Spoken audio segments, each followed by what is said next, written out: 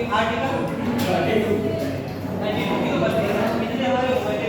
यहाँ पे कुछ आर्टिकल आपको बता भी दिए थे, तो 14 हो गया, 15 16 17 18 19 20 21। यहाँ तक कितने हो गए? इन सबको एक बार बता दो, 14 में क्या है? विधि के समान समता, विधि का समान संरक्षण, इक्वल प्रोटेक्शन ऑफ लाइफ। 15 में क्या है? हाँ, 5 बेसिस बताए गए, 5 बेसिस पे किसी प्रकार की सार्वजनिक जगह का उपयोग करने से नहीं रोका जाएगा। 16 में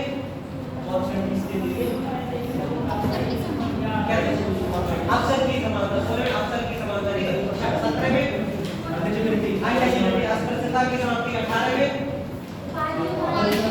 वादियों की समाप्ति की गई है। 19 में 6 प्रकार की, सिर्फ स्पीच में 6 प्रकार की फ्रीडम दी गई है। बस ये 6 के पेपर क्रम बता दो। 19 1 A B C D E और G ऐसे फ्री 6 दी गई है। पहली कौन सी है?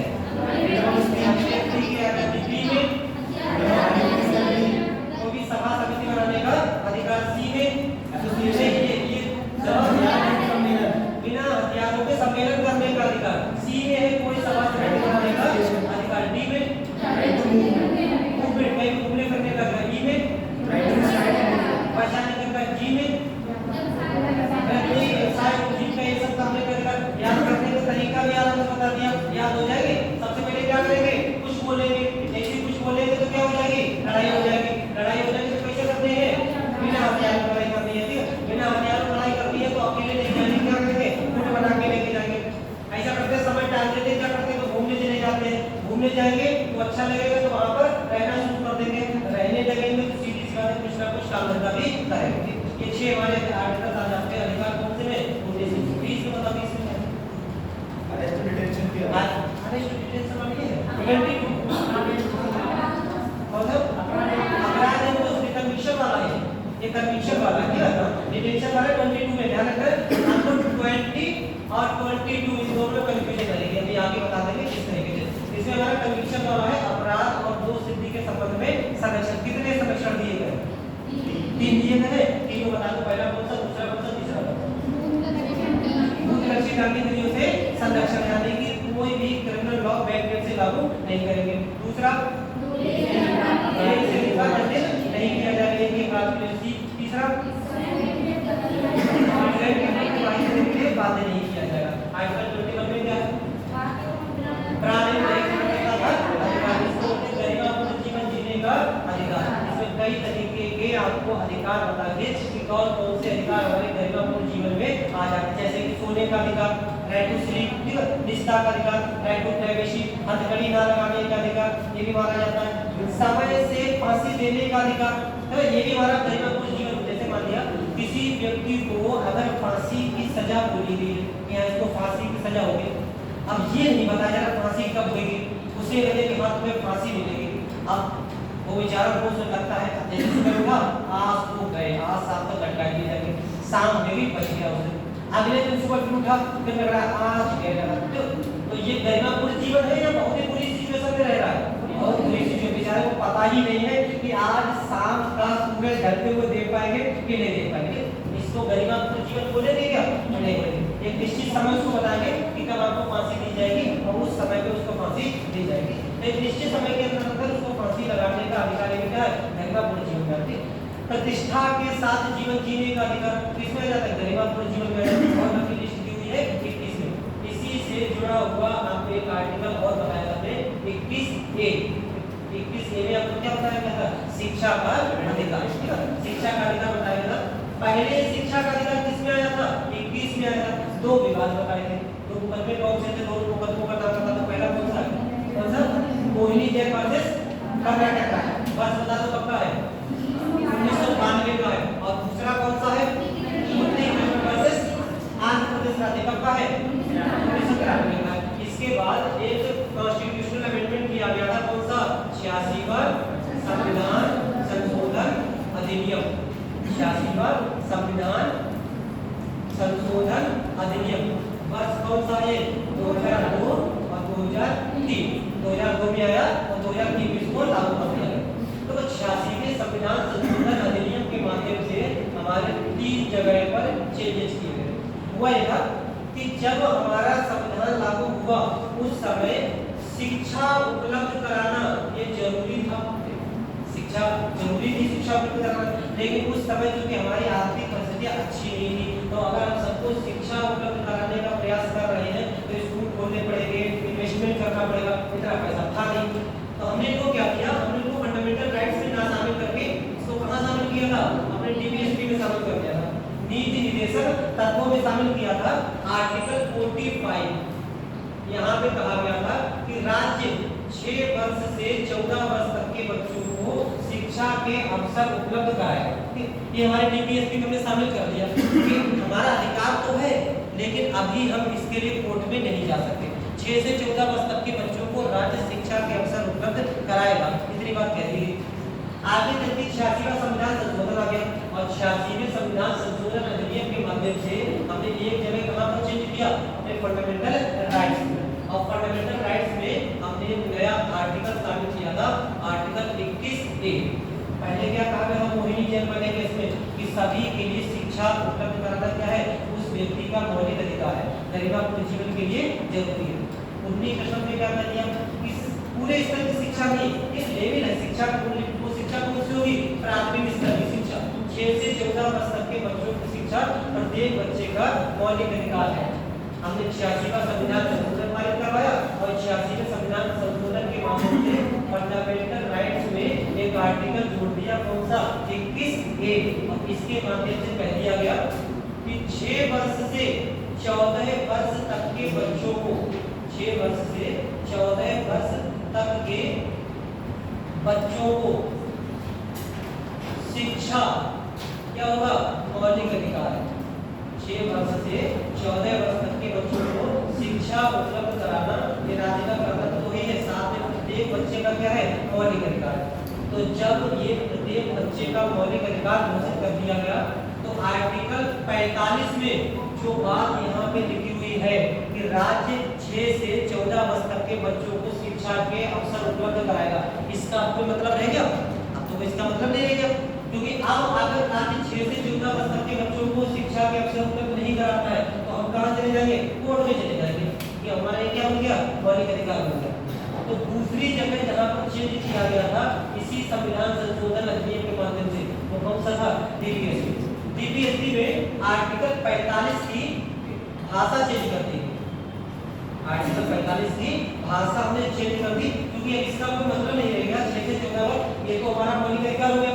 तो यहाँ पर चेंज करके लिख दिया गया कि 6 वर्ष से कम आयु के बच्चों को शिक्षा एवं पोषाहार की व्यवस्था, न्यूट्रिशन की व्यवस्था कौन करेगा, राज्य करेगा। पहले लिखा होता 6 से 14 वर्ष, अब वही 6 से 14 वर्ष हमारा कहाँ हो गया, इसमें आ गया, फंडामेंटल राइट्स में आ गया। तो डीपीएसपी की भाषा चेंज करके कह दिया गया कि 6 वर्ष से कम आयु के बच्चों को शिक्षा और पोषाहार की व्यवस्था करेगा राज्य। हमारे आंगनबाड़ी केंद्र चलते हैं, आंगनबाड़ी केंद्र चलते हैं, तो आंगनबाड़ी केंद्र कौन से आर्टिकल के तहत चलते हैं, 45 के तहत चलते हैं। और हमारे प्राथमिक स्कूल वगैरह चलते हैं, सर्व शिक्षा अभियान, पेंसिल बनी हुई होती है, एक बच्चा आगे बैठा, एक बच्चा पीछे बैठा, स्कूल जा रहे हैं, स्कूल चलो अभियान, वो कौन सा है, आर्टिकल 21A। तो ये हमारा मौलिक अधिकार है और ये हमारा क्या है, डीपीएसपी, राज्य का नीति निर्देशक तत्व। अगर 6 से 14 वर्ष तक के बच्चे से कह दिया गया कि पढ़ना तुम्हारा मौलिक अधिकार है, कोई बच्चा पढ़ना चाहेगा, बच्चा क्या पढ़ना चाहेगा, बच्चा कहेगा और सब अधिकार लेंगे, बस यही वाला अधिकार नहीं लेंगे। बच्चा क्यों पढ़ना चाहेगा, बच्चा को पढ़ना चाहता है क्या, वो पढ़ना नहीं चाहेगा, वो कहेगा नहीं जाएंगे, पढ़ने नहीं जाएंगे। तो सीधी सी बात है, अगर बच्चे के इस अधिकार का उल्लंघन हो तो बच्चा अपने इस अधिकार को प्राप्त करने का प्रयास करेगा, बिल्कुल नहीं करेगा, होगा बढ़िया स्कूल ना जाने को मिले, हमें तो हमारे लिए तो फायदे वाली बात है। तो इसी के साथ साथ एक जगह पे और चिन्ह दिया गया था, वो कौन सा था, फंडामेंटल ड्यूटीज, यानी हमारे मौलिक कर्तव्य। और इसी 86वें संविधान संशोधन के द्वारा एक संविधान में 11वीं फंडामेंटल ड्यूटी जुड़ी, 11वां मौलिक कर्तव्य जोड़ा गया। और यहाँ पर जो अभिभावक हैं, इन अभिभावकों का एक कर्तव्य घोषित कर दिया गया।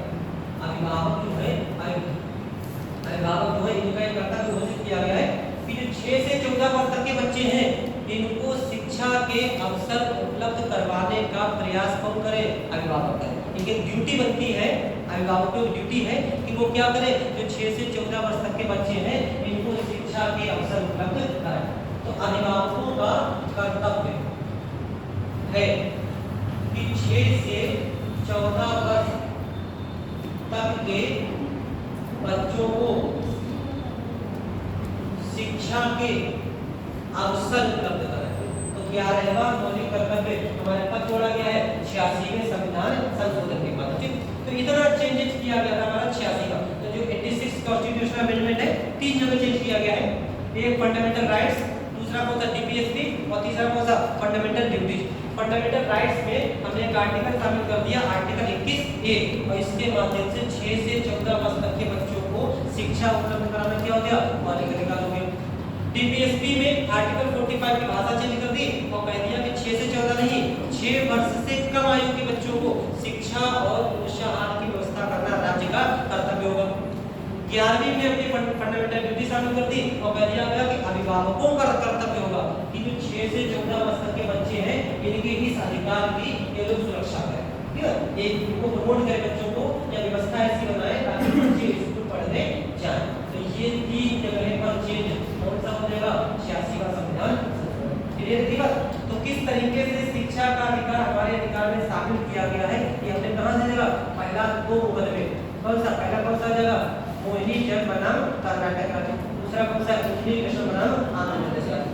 बाद में इसके लिए संसद ने एक कानून भी पारित किया था, आज भी हमारा चलता है, राइट टू एजुकेशन है, राइट टू एजुकेशन एक्ट 2009 में आया है। और 2009 में राइट टू एजुकेशन एक्ट है, ये कहां से हो किया है? इसी आर्टिकल 21A की वजह से ही है। कितनी चीजें ना तो यहां बता दूंगी, आर्टिकल 21 और 21 नोट करो इसे।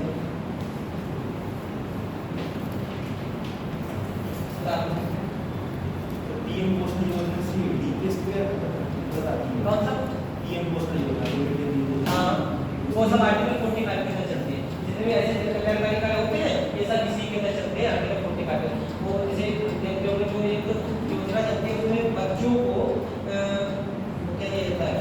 दलिया दिया जाता है, ठीक है, मिडिल पॉइंट से आता है, ठीक है, चलती है, वो इसी के तहत आता है, 45 के तहत आता है। आंगनबाड़ी के माध्यम से दिए जाते हैं, सब इसी के तहत दिया जाता है। मतलब 6 माह से अधिक खाते हैं सामान्यतः ऐसा होता है जो उसमें महिलाओं और बच्चों दोनों को शामिल करते हैं। तो ये जो छोटे बच्चे होते हैं उनको मिलता है, इसके अलावा महिलाओं के लिए मिलता है। तो जो महिलाओं के लिए भी हमारे इसमें प्रावधान किया है वो डीपीएसपी के दूसरे आर्टिकल है। ठीक, तो केवल एक आर्टिकल के माध्यम से नहीं चलता है, और भी कई आर्टिकल है जिनके माध्यम से जनकल्याणकारी कार्य चलते हैं। तो एक हमने लिया है जो 6 से कम वर्ष के बच्चे होते हैं उनके लिए जो पोषाहार व्यवस्था चलती है वो आर्टिकल 45 के हिसाब से देखते होंगे कि जो होता है टीकाकरण कार्ड होता है, बच्चे जो होते हैं टीकाकरण कार्ड होता है, तो उसके 6 वर्ष तक बच्चों को ये सब जो दिया जाता है वो इस आर्टिकल के माध्यम से तो महिलाओं को दिया जाता है, वो हमारा दूसरा आर्टिकल है। और जो और लोग हैं उनको आर्टिकल 47 के तहत दिया जाता है, जो 6 वर्ष से अधिक है वो 47 के तहत पोषाहार स्तर को बढ़ाने का राज्य प्रयास करेगा। वहाँ पे एज का कोई ऑर्डिनेशन नहीं है, ठीक, वो सबकी बात कर रहे हैं, लोगों के पोषाहार स्तर को सुधारने का राज्य प्रयास करेगा। वहाँ जो कोई एज का कॉन्सेप्ट है, एज का कॉन्सेप्ट नहीं, तो अगर 6 वर्ष से अधिक के लोग ये राज्य कर रहा है तो 47 हो जाएगा, ठीक, और 6 वर्ष से कम आयु है तो कौन सा हो जाएगा? 45 हो जाएगा, ठीक। इस तरीके से एक आर्टिकल नहीं है, कई आर्टिकल से डीपीएसपी में पूरा का पूरा हमारा किसके लिए? सोशल वेलफेयर स्टेट की बात की है डीपीएसपी को, ठीक। कौन सा? इसको फिर से बता दें, क्या कैसे बता दें? नोट कर लो, हटा दें, ठीक है, कर लो।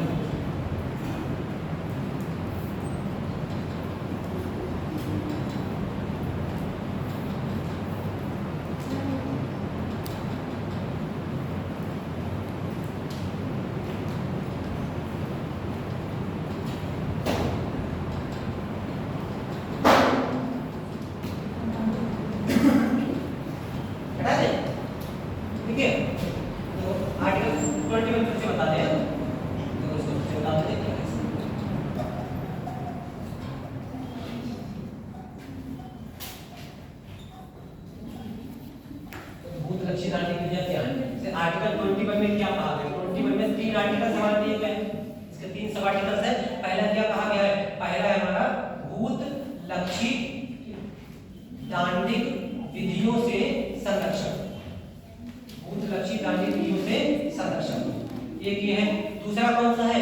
दूसरा कहा गया है दोहरे दंड से उन्मुक्ति, आर्टिकल 20 दोहरे दंड से उन्मुक्ति। और तीसरा हमारा कौन आ गया है? ये स्वयं के विरुद्ध गवाही देने से संरक्षण, स्वयं के विरुद्ध गवाही देने से संरक्षण। यही कुछ नहीं, ठीक। इनमें देखो इसमें क्या होगा, ये वाला क्लियर है, ठीक। ये वाला, ये भी क्लियर। इसमें देखो भूत लक्षी क्या होता है? भूत लक्षी तो हिंदी में पढ़ते हैं या संस्कृत में पढ़ते हैं, तीन प्रकार के हमारे टेंसेस होते हैं, भूतकाल, भविष्यकाल, वर्तमान काल। तो भूत लक्षी, लक्षी का मतलब है टारगेट करना, ठीक। तो भूत मतलब पास्ट को और लक्षी मतलब टारगेट करना, जो यानी कि समय बीत चुका है, उस बीते हुए समय से, यानी कि सामान्य भाषा में बैक डेट से, आज से एक दिन पहले, 2 दिन पहले, 4 दिन पहले कोई भी दंडिक विधि, क्रिमिनल लॉ, जैसे आपको बताया था लॉ कितने प्रकार के होते हैं हमारे, विधियां कितने प्रकार की? 2 प्रकार की, एक कौन सा? सिविल, और दूसरा कौन सा? क्रिमिनल, ठीक। ऐसे करके 2 प्रकार के। तो सिविल विधि जो हमारी, इसको तो हम कभी से लागू कर सकते हैं। आज हमने कानून बनाया, 1 साल पहले से लागू कर दे, किसी तरीके कोई दिक्कत नहीं। लेकिन अगर क्रिमिनल विधि है तो ये मैक्सिमम अभी से लागू होगी, इसको हम पीछे से लागू नहीं कर सकते। क्योंकि कल हमने एग्जांपल आपको दिया था, जैसे मान लिया हमने कोई कार्य आज किया है, अब वो आज कार्य है, क्राइम नहीं है, सरकार ने, संसद ने कल कोई कानून बनाया और उसी कानून को क्राइम घोषित कर दे, तो वो कल से लागू करेगी या आज से लागू करना चाहिए उसको? कल से लागू करें, क्योंकि अगर वो आज से लागू कर देगी तब तो उसमें तो हमें दिक्कत हो जाएगी ना। हमने उसमें किसी तरीके का आज अगर हमने कार्य किया तो क्राइम सोचकर थोड़ी क्या होगा। जैसे हमने एक बाइक यहाँ पे खड़ी करी, हमने एग्जांपल यही कर दिया था, आज कितनी तारीख हो गई? 30 हो गई, 24 हो गई। आज मुझे 24 तारीख है और कल 23 तारीख थी। 23 तारीख को यहाँ पर बाइक खड़ी करना कोई क्राइम तो नहीं था। मान लिया आज हमने इसीलिए यहाँ पर कल बाइक खड़ी की थी, क्योंकि ये किसी तरीके का कोई क्राइम नहीं।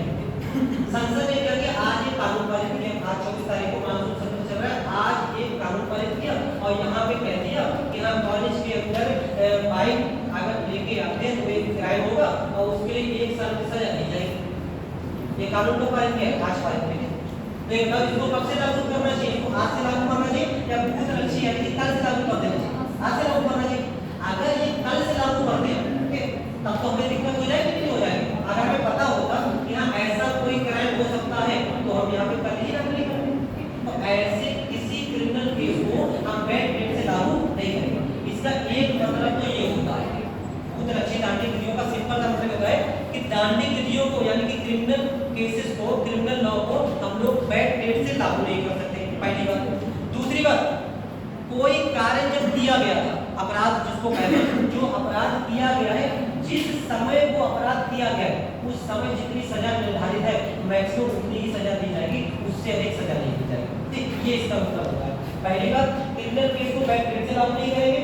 दूसरी बात, वो अपराध करते समय मैक्सिमम जितनी सजा निर्धारित है उतनी ही सजा दी जाएगी, उससे अधिक सजा नहीं दी जाएगी, ठीक है। जैसे मान लिया आप इसको आप दूसरे को एग्जांपल समझिए, मान लिया कि आज से 2 साल पहले, आज 24 तारीख हो गई, 24/7/2023 को किसी तरीके का कोई क्राइम हुआ था और उस क्राइम में मैक्सिमम सजा मान लिया 2 साल थी, मैक्सिमम सजा 2 साल थी, किसी भी तरीके का क्राइम मान लिया। अब मान लिया क्योंकि सरकार को लगता है कि इस वाले कानून में क्राइम बहुत ज्यादा होते हैं, सजा कम है, इसलिए क्राइम बहुत ज्यादा होते हैं। सरकार ने क्या किया? संसद ने इस कानून में संशोधन कर दिया और मान लिया कि 20/7/2024 को एक संशोधन कर दिया और इसी कृत्य के लिए जो यहाँ पे अपराध 2 साल निर्धारित किया गया है, इसी कृत्य के लिए सजा बढ़ाकर कितनी कर दी है? 5 साल। कि 5 साल भाई सजा करो कम से कम, तब लोग मानेंगे। सजा 2 साल बहुत कम रहती है, इसलिए लोग मानते नहीं है। मान लिया कि जब ये वाला कानून लागू था 24/7/2023 को, उस समय यही काम हमने किया था, हमने किया और हमने ये वाला काम किया है 25/7/2023 को। ये वाला अपराध हमने 25/7/2023 को किया था। 20/7/2024 को इसमें संशोधन कर दिया गया और अब इसमें सजा कितनी निर्धारित हो गई? 5 साल। आज तारीख है 24/7/2025। अब बताओ हमारे केस में डिसीजन आज आया है, ठीक है, हमारे केस में डिसीजन आज आया है। तो ये बताओ हमारे लिए जो सजा होगी वो 2 साल होगी कि 5 साल होगी? 2 साल होगी, लेकिन कानून को 5 साल वाला लागू हो गया है। क्राइम करते समय, ठीक है, इसका मतलब ये होता है कि क्राइम करते समय जब हमने क्राइम किया था उस समय कितनी सजा निर्धारित थी? 2 साल। अब भले ही ये कानून हमारा नहीं है, कानून ये वाला है, लेकिन क्राइम करते समय जितनी सजा निर्धारित थी उतनी ही सजा दी जाएगी, उससे अधिक सजा नहीं दी जाएगी। ये होगा इसका मतलब, ठीक है। उत्तरलक्षी जाने के लिए संरक्षण ये कहते हैं। क्लियर? ठीक। तो देखो हमारे 21 हो गया, 20 हो गया, 21 हो गया, 21 ए हो गया। 21 ए के बाद अगला आर्टिकल हमारा जाता है 22। 22 में देख लेंगे। 22 में हमारा कौन सा संरक्षण दिया गया? आर्टिकल 22 की अगर बात करें, आर्टिकल 22 में कहा गया है गिरफ्तारी एवं निवारक निरोध, गिरफ्तारी एवं निवारक निरोध के संबंध में संरक्षण। गिरफ्तार इसको होते डिटेंशन वाला, ठीक है। गिरफ्तारी एवं निवारक निरोध के संबंध में संरक्षण। देखिए गिरफ्तारी दो तरीके की गिरफ्तारी हो सकती है। एक को हम लोग कहते हैं प्यूनिटिव, इसको कहते हैं प्यूनिटिव, और दूसरे को कहते हैं प्रिवेंटिव। दो तरीके की होती है, प्यूनिटिव और प्रिवेंटिव। दो तरीके की गिरफ्तारी हो सकती है। जैसे मान लिया किसी व्यक्ति ने कोई क्राइम किया है, किसी भी तरीके का कोई क्राइम किया, तो सीधी सी बात है क्राइम करने के बाद उस व्यक्ति को क्या किया जाएगा? अरेस्ट कर लिया जाएगा, गिरफ्तार कर लिया जाएगा। लेकिन कई बार ऐसा होता है कि किसी व्यक्ति ने अभी कोई क्राइम नहीं किया, क्राइम नहीं किया है, लेकिन ऐसी संभावना बन रही है कि अगर ये व्यक्ति बाहर रहा, इसको गिरफ्तार नहीं किया गया, तो ये क्या कर सकता है? ये किसी तरीके का कोई क्राइम कर सकता है। तो उसके क्राइम करने का इंतजार करेंगे कि पहले क्राइम करे उसके बाद गिरफ्तार करें, या केवल संदेह के आधार पर उसको गिरफ्तार कर देंगे? संदेह के आधार पर गिरफ्तार कर सकते हैं, लेकिन उसने क्राइम तो किया ही नहीं, कुछ क्राइम तो किया ही नहीं है, लेकिन संदेह के आधार पर उसको गिरफ्तार कर लेंगे। इसको क्या कहते हैं? इसको कहते हैं प्रिवेंटिव डिटेंशन। Preventive detention. देखो अगर क्राइम किया जा चुका है और क्राइम करने के बाद अगर किसी व्यक्ति को गिरफ्तार करते हैं, उसको क्या कहते हैं? प्यूनिटिव। अब उसको दंड देना है। लेकिन अगर क्राइम किया नहीं गया है, सिर्फ संभावना है कि ऐसा व्यक्ति अगर बाहर रहा तो कोई ना कोई क्राइम कर सकता है, तो सिर्फ संभावना है। तो संभावना के आधार पर जब किसी को गिरफ्तार करते हैं तो उसको क्या कहते हैं? Preventive detention. लेकिन चाहे क्राइम करने के बाद उसको गिरफ्तार किया जाए या फिर क्राइम करने से पहले उसको गिरफ्तार किया जाए, उस व्यक्ति के पास कुछ अधिकार होते हैं। इसको हम लोग बोलते हैं क्राइम करने से, क्राइम के बाद, और इसको कहेंगे क्राइम से पहले। सिर्फ संदेह है कि ऐसा व्यक्ति बाहर रहकर कोई क्राइम कर सकता है, तो अगर किसी व्यक्ति ने कोई क्राइम किया और उसको अरेस्ट कर लिया गया, तब भी उस व्यक्ति के पास कुछ अधिकार होते हैं। वो देखो कौन कौन से अधिकार होते हैं। पहला अधिकार क्या होता है? पहला अधिकार होता है अपनी गिरफ्तारी का, अपनी गिरफ्तारी का कारण जानने का अधिकार। अपनी गिरफ्तारी का कारण जानने का अधिकार। मूवी दिखाते तो कहते हैं आप मेरे पास आपकी गिरफ्तारी का वारंट है, ऐसे बोलते हैं मूवी में। तो वारंट वही क्या होता है? वही गिरफ्तारी का कारण होता है, वो सारी बातें लिखी हुई होती है। तो जब भी किसी व्यक्ति को क्राइम करने के बाद गिरफ्तार करते हैं, तो गिरफ्तारी के बाद उसके पास पहला अधिकार कौन सा होता है? अपनी गिरफ्तारी का कारण जानने का अधिकार, कि आखिर उस व्यक्ति को गिरफ्तार क्यों किया जा रहा है। जब उसको गिरफ्तार करने आएंगे तो बताना पड़ेगा कि हाँ हम इन व्यक्ति को गिरफ्तार करने क्यों आए हैं, इन्होंने ऐसा ऐसा ये क्राइम किया है, इसलिए इनको क्या करते हैं? गिरफ्तार करते हैं। दूसरा अधिकार कौन सा प्राप्त होता है? जब भी किसी व्यक्ति को क्राइम करते हैं तो उस गिरफ्तार करते हैं, तो उसके पास दूसरा अधिकार कौन सा होता है? दूसरा अधिकार होता है 24 घंटे के अंदर, 24 घंटे के अंदर स्थानीय मजिस्ट्रेट के समक्ष, स्थानीय मजिस्ट्रेट के समक्ष प्रस्तुत होने का अधिकार। मतलब पुलिस वाले अधिकतम उस व्यक्ति को अपने पास कितने समय तक रख सकते हैं? 24 घंटे। 24 घंटे से ज्यादा नहीं रख सकते। 24 घंटे के अंदर अंदर उसको स्थानीय मजिस्ट्रेट को प्रस्तुत करना पड़ेगा। ये दूसरा अधिकार होता है जब किसी व्यक्ति को गिरफ्तार करते हैं। तीसरा अधिकार उस व्यक्ति के पास कौन सा होता है? एक अधिकार और होता है अपनी पसंद का, अपनी पसंद का वकील करने का अधिकार। अपनी पसंद का वकील करने का अधिकार। सीधी सी बात है, अब उस व्यक्ति पर मुकदमा लिखा गया है, उसने कोई क्राइम किया है, गिरफ्तार किया गया उसको, तो अब उसको अपना मुकदमा भी लड़ना पड़ेगा। तो मुकदमा लड़ने के लिए वो जिस व्यक्ति को चाहे, उसके पास पैसा हो तो क्या करे, अपनी पसंद का वकील करे। आज की बड़े से बड़े वकील से बंद लेके चला, कोई दिक्कत नहीं, बस पैसा हो लड़ाने के लिए वकील के लिए। तो ये 3 प्रकार के अधिकार प्राप्त होते हैं जब भी किसी व्यक्ति को प्यूनिटिव डिटेंशन के तहत गिरफ्तार किया जाता है। मतलब क्राइम करने के बाद अगर उसको गिरफ्तार किया गया तो पहला अधिकार कौन सा है, अपनी गिरफ्तारी का कारण जानने का अधिकार। दूसरा कौन सा है, 24 घंटे के अंदर स्थानीय मजिस्ट्रेट के समक्ष प्रस्तुत होने का अधिकार। और तीसरा होता है अपनी पसंद का वकील करने का अधिकार। 3 अधिकार प्राप्त होते हैं प्रत्येक व्यक्ति को जिसको गिरफ्तार किया गया। तीनों बातें क्लियर? हाँ, कौन सा वाला? हाँ, हाइडियस कॉर्पस जो हमारी निकल के आती है, ये वाली है हाइडियस कॉर्पस। हम लोग आगे 32 से पढ़ेंगे हाइडियस कॉर्पस, यानी कि बंदी प्रत्यक्षीकरण, बंदी को हमारे सामने प्रस्तुत करो। सुप्रीम कोर्ट या हाई कोर्ट बात कहता है, यही बात है। अगर 24 घंटे से ज्यादा हो जाए, 24 घंटे से ज्यादा हो जाए तो उस व्यक्ति के मौलिक अधिकार का उल्लंघन हो जाएगा, तो पता चला जाएगा। हाँ, मजिस्ट्रेट 24 घंटे के अंदर तो उसको मजिस्ट्रेट के समक्ष प्रस्तुत करना पड़ेगा। अगर 24 घंटे के अंदर मजिस्ट्रेट के समक्ष प्रस्तुत नहीं किया तो उस व्यक्ति को क्या कर सकते हैं, उस व्यक्ति के अधिकारों की सुरक्षा के लिए आर्टिकल 32 के अंदर कहाँ चले जाएंगे, सुप्रीम कोर्ट चले जाएंगे। तो सुप्रीम कोर्ट एक हाइडियस कॉर्पस डिक्रीट होती है, वो जारी करेगा और उसके तहत उस व्यक्ति को कोर्ट में प्रस्तुत करवाया जाएगा। तो हाइडियस कॉर्पस जो हमारी निकल के आती है, कहाँ से निकल के आती है, यहीं से निकल के आती है। उसके कुछ अपवाद हैं। हाइडियस कॉर्पस का एक अपवाद ये होगा, जैसे मान लिया कोई सजायाफ्ता व्यक्ति है, कन्विक्टेड है, उसको सजा ही बोली गई है, तो 24 घंटे लागू नहीं होगा। ठीक है, जैसे मान लीजिए किसी व्यक्ति को किसी क्राइम में 7 साल की सजा बोली गई है। अभी ये गिरफ्तारी की बात कर रहे हैं, अभी यहाँ पर गिरफ्तार किया गया, अभी उसका कन्विक्शन नहीं हुआ है। अब मान लिया उसको 7 साल की सजा बोलती, अब वो व्यक्ति जेल चला गया और जैसे ही जेल गया, घर वालों ने 24 घंटे इंतजार किया, उसके बाद चले गए कोर्ट में कि लो 24 घंटे ज्यादा अगर छोड़ देंगे, नहीं छोड़ेंगे, कितने समय तक छोड़ेंगे, 7 साल के बाद ही छोड़ेंगे। यहाँ पर हाइडियस कॉर्पस लागू नहीं होगा। ठीक है, यहाँ पे लागू होगा। अगर 24 घंटे से ज्यादा थाने में उसको बिठाए रखे हुए चले गए आर्टिकल 32 के अंदर और 226 के अंदर हाई कोर्ट, तो सुप्रीम कोर्ट या हाई कोर्ट क्या करेंगे, रिट जारी करेंगे, उसको क्या करते हैं, हाइडियस कॉर्पस। अभी आर्टिकल 32 को आएगा, वहां पे बोल रहा है। तो 3 प्रकार के अधिकार प्यूनिटिव डिटेंशन, जब किसी व्यक्ति को गिरफ्तार करते हैं। क्लियर की बात है, फिर नोट कर लो तीनों को, फिर नोट कर लो।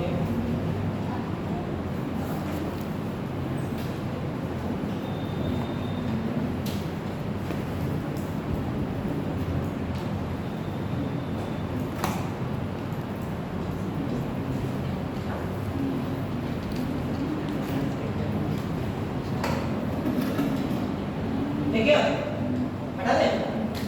इसके बाद देखते हैं, जब किसी व्यक्ति को प्रिवेंटिव डिटेंशन किया जाता है, यानी कि क्राइम नहीं किया गया, केवल उस व्यक्ति पर संदेह है कि ये व्यक्ति अगर बाहर रहा तो क्या कर सकता है, क्राइम कर सकता है। जैसे कि यहाँ पे एक एग्जाम्पल के तौर पे बताएं, आर्टिकल 370 सुना है क्या था, क्या था 370? जम्मू कश्मीर के लिए स्पेशल स्टेटस प्रोवाइड करा था आर्टिकल 370। इस आर्टिकल 370 को अब कर दिया गया है समाप्त, स्पेशल स्टेटस हमारा समाप्त कर दिया गया। जब आर्टिकल 370 के तहत जम्मू कश्मीर से स्पेशल स्टेटस को समाप्त किया जा रहा था, उस समय अगर आप लोगों ने न्यूज़ पर पढ़े होंगे तो आप लोगों को ध्यान भी होगा, जितने भी जम्मू कश्मीर के स्थानीय नेता थे, हाईकोर्ट मुफ्ती वगैरह, सबको क्या कर दिया गया, घर के अंदर नजरबंद कर दिया गया। क्यों? उसी को क्या बोलते हैं, डिटेंशन कहते हैं, प्रिवेंटिव डिटेंशन। कि वो कहीं जाएंगे तो निगरानी में जाएंगे, क्या कर सकते हैं क्या नहीं कर सकते, ये सब क्या होता है, प्रिवेंटिव डिटेंशन, यानी कि एक तरीके से इसको नजरबंद किया गया। तो बताओ इन्होंने कोई क्राइम किया था क्या, मतलब मुफ्ती वगैरह कोई क्राइम किया था, कोई क्राइम तो किया नहीं था, लेकिन संदेह था सिर्फ इतना कि 370 हटाया गया है और अगर ये लोग बाहर रहे तो कुछ ना कुछ हासिलबाजी जरूर करेंगे कि हाँ सरकार ये कर रही है वो कर रही है, ऐसा हो सकता है, इससे जम्मू कश्मीर की इसी तरीके की अर्थव्यवस्था उत्पन्न हो जाए, ऐसा हो सकता है। ऐसे में इन लोगों पर क्या कर दी गई थी, नजरबंदी बिठा दी गई, एकदम शांत, इन पर नजर है, कुछ भी ज्यादा 3-5 नहीं करेंगे। ये कौन सा डिटेंशन था, प्रिवेंटिव डिटेंशन। तो सेक्शन 1 नहीं आएगा, कौन सा, नहीं वो चीज अलग हो जाएगी, वो अलग हो जाएगी, ये चीज अलग हो जाएगी। जैसे किसी भी तरीके का हो, किसी भी तरीके का, उसमें एग्जाम्पल के तौर पे भले हम ही हैं, अब अगर यहाँ पे हमको डेली ऐसे पढ़ाने आते हैं, ये डिग्री पढ़ाने आते हैं, मान लिया यहाँ के एसपी साहब को ये सब ऐसा थोड़ा सा डाउट है कि लगता है कि ये कुछ उल्टा सीधा पढ़ा रहे हैं, मतलब रिकॉर्डिंग वॉर्डिंग होती नहीं है और ये कुछ उल्टा सीधा मतलब भड़का के चले जाते हैं, प्रशासन के खिलाफ सरकार के खिलाफ उल्टा सीधा भड़का के चले जाते हैं, केवल डाउट है, ठीक है, एक डाउट है। ऐसे में उन्होंने थोड़ा सा जांच करवाई और 22 तुक्के पूछते हम एक आध बात ऐसी बोल भी रहे थे भले 22 तक तो निकल के गए, किसी जांच अधिकारी को निकल उस दिन तुक्के में ही ऐसे करके हम कुछ बोल भी रहे थे, डाउट हो जा रहा है कि हाँ बोलते तो हैं, हमने तुरंत सुना है, तो तुरंत वहाँ पे रिपोर्ट हो जाएगी, आगे फिर क्या कर लेंगे, हमें डिटेन कर लिया जाएगा, मतलब अभी कोई क्राइम तो नहीं किया, सिर्फ एक डाउट है कि हाँ अगर बाहर है तो क्या कर सकते हैं, गड़बड़ कर सकते हैं, तो डिटेन कर देंगे, वो क्या करते हैं, प्रिवेंटिव डिटेंशन कहते हैं। और एग्जांपल दे, जैसे मान लिया इलेक्शन आ रहे हैं, इलेक्शन चल रहे हैं, तो इलेक्शन के समय कई बार देखा होगा कि बहुत से नेता लोग ऐसे होते हैं कुछ भड़काऊ बयान दे देते हैं, ऐसा भड़काऊ बयान दे दिया पूरी पब्लिक को अपनी तरफ एकदम मूव करने के पास, हाँ इनसे बढ़िया नेता तो कोई है नहीं, कई बार ऐसा होता है।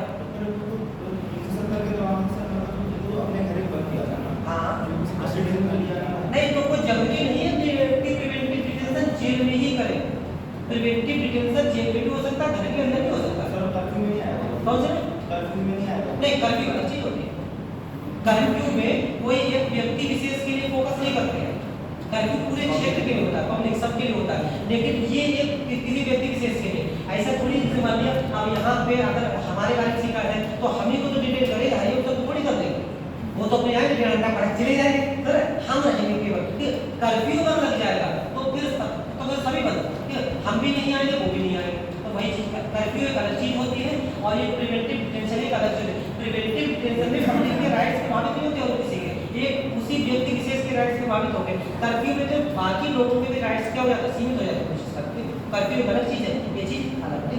तो और ये भी जरूरी नहीं है कि उस व्यक्ति को अगर डिटेन करना है तो जेल में ही करें, घर में भी डिटेन कर सकते हैं। आप लोग हिस्ट्री में पढ़ते हैं, हिस्ट्री में देखा होगा जब सुभाष चंद्र बोस यहाँ से जर्मनी में जाके वहाँ पे जब इंडियन नेशनल आर्मी को आगे बढ़ा रहे थे तो उनको कहाँ डिटेन किया गया था, कलकत्ता स्थित उनके एंडिंग रोड के घर पे, या नहीं गया था, वहाँ से पेशावर वगैरह होती सब गए तो उनको घर में डिटेन किया गया, उससे पहले उनको जेल में डिटेन किया गया था, जेल में बीमार पड़ गए तो जेल से छोड़ के घर पे डिटेन कर दिया गया। तो डिटेन कहीं भी कर सकते हैं, डिटेन का मतलब है नजरबंदी, कि आप पर नजर रहे, आप हमारी नजर के बंद हो गए, ठीक है, ये चीज होती है डिटेंशन में। यहाँ पे किसी तरीके का क्राइम नहीं है, लेकिन जब भी किसी व्यक्ति को डिटेन किया जाता है तब भी उस व्यक्ति के पास कुछ अधिकार होते हैं। तो प्रिवेंटिव डिटेंशन के समय कौन कौन से अधिकार होते हैं? पहला अधिकार होता है अपने डिटेंशन का कारण जानने का अधिकार, कारण जानने का अधिकार मतलब ये है कि जैसे हमें डिटेन करने आएंगे, हमें अगर डिटेन करना है तो हम पूछेंगे तो भाई काहे को हमें डिटेन कर रहे हो, तो हमें बताएंगे कि तो अपनी क्लास में बहुत भटकाते रहते हो जो स्टूडेंट्स के लिए, उसी क्या कर रहे हो डिटेन कर रहे हैं, तो कारण बताएंगे। पहला अधिकार हमारे पास कौन सा है? अपने डिटेंशन का कारण करने का अधिकार है। दूसरा आप देखो दूसरा होता है अपना अभ्यावेदन, अपना अभ्यावेदन देने का अधिकार, अभ्यावेदन देने का अधिकार। इसका मतलब ऐसे समझो, अभ्यावेदन का मतलब होता है कि सामान्य शब्दों में लोग कहते हैं कि अपनी सफाई में कोई बात कहना, ठीक है, जैसे एसपी साहब में डिटेन करने आए तो हम उनसे पहले तो कारण पूछेंगे कि भाई बताओ काहे को हमें डिटेन कर रहे हो, तो बताएंगे कि हाँ हमने सुना है कि आप क्लास में भटकाते रहते हैं, इसलिए हमको क्या कर रहे हैं, डिटेन कर रहे हैं, कारण बता दिया। फिर हम क्या करेंगे, हम अपनी सफाई में कुछ कहेंगे, हम कहेंगे नहीं सर ऐसी बात नहीं है, वो वाइस तुमने पूरा निकल रही होगी, आप हमारा पूरा हिस्ट्री का बात देखो, ये हुआ ऐसा कुछ नहीं। अपने सफाई में कुछ भी प्रस्तुत करने का अधिकार क्या कहलाता है? अभ्यावेदन देने का अधिकार है। फिर भी मान लिया उनको सेटिस्फेक्शन नहीं हुआ हमारे पास से, उन्होंने क्या कर दिया, हमें डिटेन कर दिया, तो डिटेन करने की कोई लिमिट तो होगी कि कितने समय तक डिटेन कर सकते हैं, ऐसा थोड़ी कि बस देख के चले गए, अब पता लगे जब तक आपका सत्र चल रहा है अप्रैल तक तब तक हम उसका बाहर ही करा दें, ठीक है, ये समय तो होगा ये कि कितने समय तक डिटेन कर सकते हैं।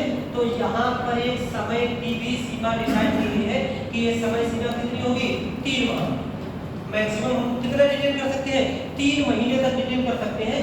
अगर 3 महीने से ज्यादा डिटेन करना है, अगर 3 महीने से डिटेंशन अगर हमको बढ़ाना है हमारा डिटेंशन, तो ऐसी सिचुएशन में हमारे पास एक अधिकार होता है, हम कहेंगे कि 3 महीने से ज्यादा हो गए हैं, अब आप क्या करो, आप एक सलाहकार बोर्ड से पहले परामर्श लो, एक सलाह थे कि हाँ अभी इनकी अगर ठिकाने नहीं आई है, अभी भी भड़काते रहेंगे, तब हमारा डिटेंशन 3 महीने से ज्यादा होगा, अन्यथा 3 महीने से ज्यादा डिटेंशन नहीं हो सकता। ठीक है, तो ये हमारा प्रिवेंटिव डिटेंशन के समय के कुछ अधिकार होते हैं। जब भी किसी व्यक्ति को डिटेन किया जाएगा तो पहला अधिकार कौन सा होता है? अपने डिटेंशन का कारण जानने का अधिकार। दूसरा अधिकार कौन सा होता है? अपना अभ्यावेदन देने का अधिकार। और तीसरा कौन सा अधिकार होता है? 3 महीने से अगर ज्यादा किसी को डिटेन करना है तो एक सलाहकार बोर्ड गठित करवाने का अधिकार है मेरे पास कि आप एक सलाहकार बोर्ड का गठन करो। इसमें 3 न्यायाधीश होंगे। अगर ये लोग कहते हैं कि हाँ इनका डिटेंशन बढ़ाओ, तभी डिटेंशन बढ़ा सकते हैं, अन्यथा 3 महीने के बाद हमें क्या करना पड़ेगा? छोड़ना पड़ेगा। ठीक है, ये डिटेंशन के समय के 3 अधिकार हैं। ये हमारा कानून चलता है, उसको बोलते हैं रासुका। नाम सुना होगा रासुका, एनएसए, नेशनल सिक्योरिटी एक्ट, राष्ट्रीय सुरक्षा कानून। ये ऐसा ही डिटेंशन कानून है। हम लोग हिस्ट्री में पढ़ते हैं, हिस्ट्री में एक हम लोग का आता था रॉलेट एक्ट, सुना था? आता है 1990 में रॉलेट एक्ट। उसको से बिना अपील, बिना वकील, बिना दलील का कानून, उसके खिलाफ एक कानून हुआ था रॉलेट सत्याग्रह। तो वो भी कैसा कानून था?